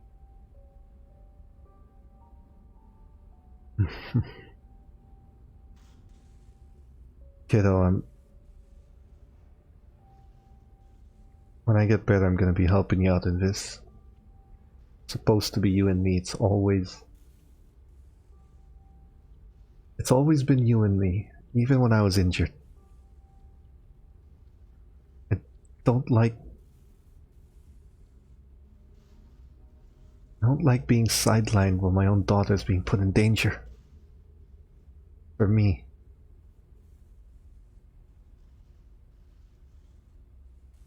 Not a good feeling. Yeah, but you spent most of your life raising me, taking care of me when I was, like, yay. It's about time that I take care of you too, you know? Stronger now, smarter now, relatively, but let me take care of you this time.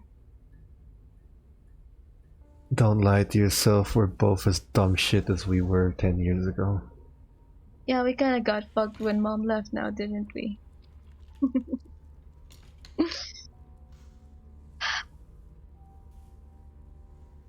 No matter what happened, you're the best thing that's ever happened to me, kiddo. I don't want to lose you. Oh, and Yeah. Given that we are in some terrible life-threatening situations and possibly an existential doom based on the conversations I heard on the camera, yes, there was audio.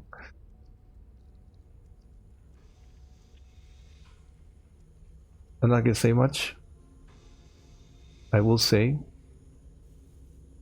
you gotta fucking say something. He just stands up. Say what? Say what? If you don't know what I'm talking about, you're denser than I am. What the fuck are you talking about? Can I know psychology? Sure.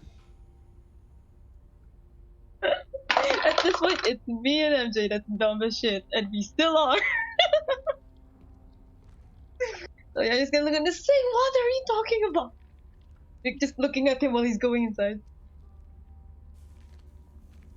He just points to the garage. I'm surprised you didn't notice it earlier. Notice what? When he points to the garage, you see a box of parts. Ooh! Is it here? Your neighborhood is not... your neighborhood doesn't have many thieves. People kind of leave stuff there and no one really takes it, packages and things, so... There's a box of parts in front of the garage door. Yeah, I'll run. Is it for the doctor? God, it's been a while. No. These are motorcycle parts. High-end stuff. Stuff that's very hard to get a hand of. And there's a small note. For your pet project.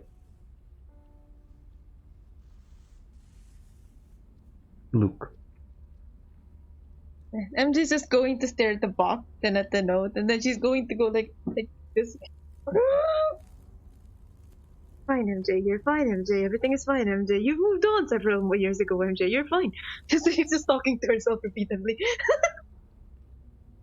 Worth noting, this isn't really different for Luke. Especially to you. You're his closest friend here, so... That's why she's really relapsing. That's just the reason why she's freaking out.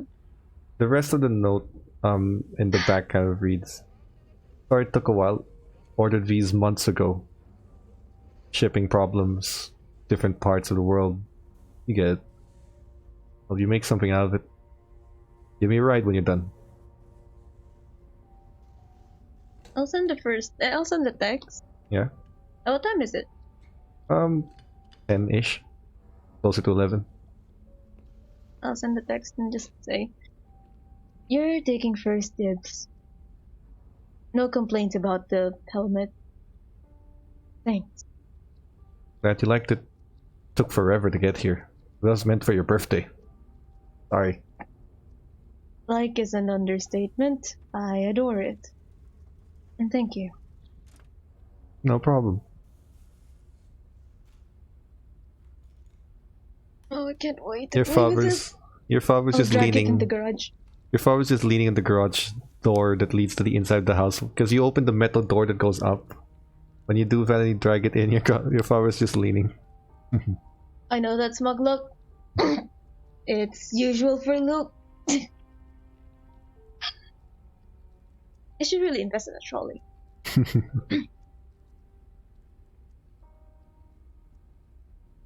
Fine. Maybe there was something, alright? Was? If it was a was, you wouldn't be reacting this way right now. I'm your father, Maybe. MJ. Do you honestly think that I don't know you well enough? Give me some credit. I've hung around with your Fine. friends long enough to know. Hey, you promised you wouldn't pry. My friends and all. I know. But this is different. Have I said anything the last few years? Decade? You suck. This is different, MJ. We're in a different situation. I don't want you to have any regrets. Just think about it. I've been quiet for all these years after all. Never wanted to be intrusive in your life. I wanted you to have it freely. I also want you to be happy.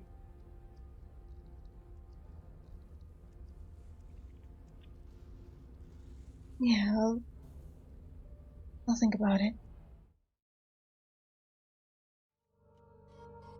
Those are some nice parts though.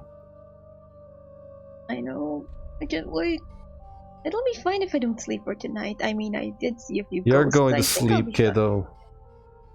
I think I'm gonna have a nightmare. He if I grabs do your sleep. arm. Come on.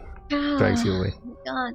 Closes the garage But door. I'm gonna have nightmares. I'm just gonna like, my babies. I'm gonna go to the movie school. No, you're gonna have really sweet dreams of a really sweet boy. Now come on. If only, Dad. If only. Must I get dragged after that? Drags you. Get some rest. And we're gonna end that there tonight. For our Halloween week run. In a haunted hotel. Inspired by VTM Bloodlines. The trauma is real. The trauma is very real. Good night, everyone watching. All 10 of you. We're gonna end that there because my ears are about to explode from the pain of wearing headphones. See you all Saturday for Dungeons and Dragons run and our B-movie night. Yay! Where we watch Teenage Zombies. Teenage zombies. It's gonna be so bad, But, and it's gonna be so great. so bad. Good night. Night.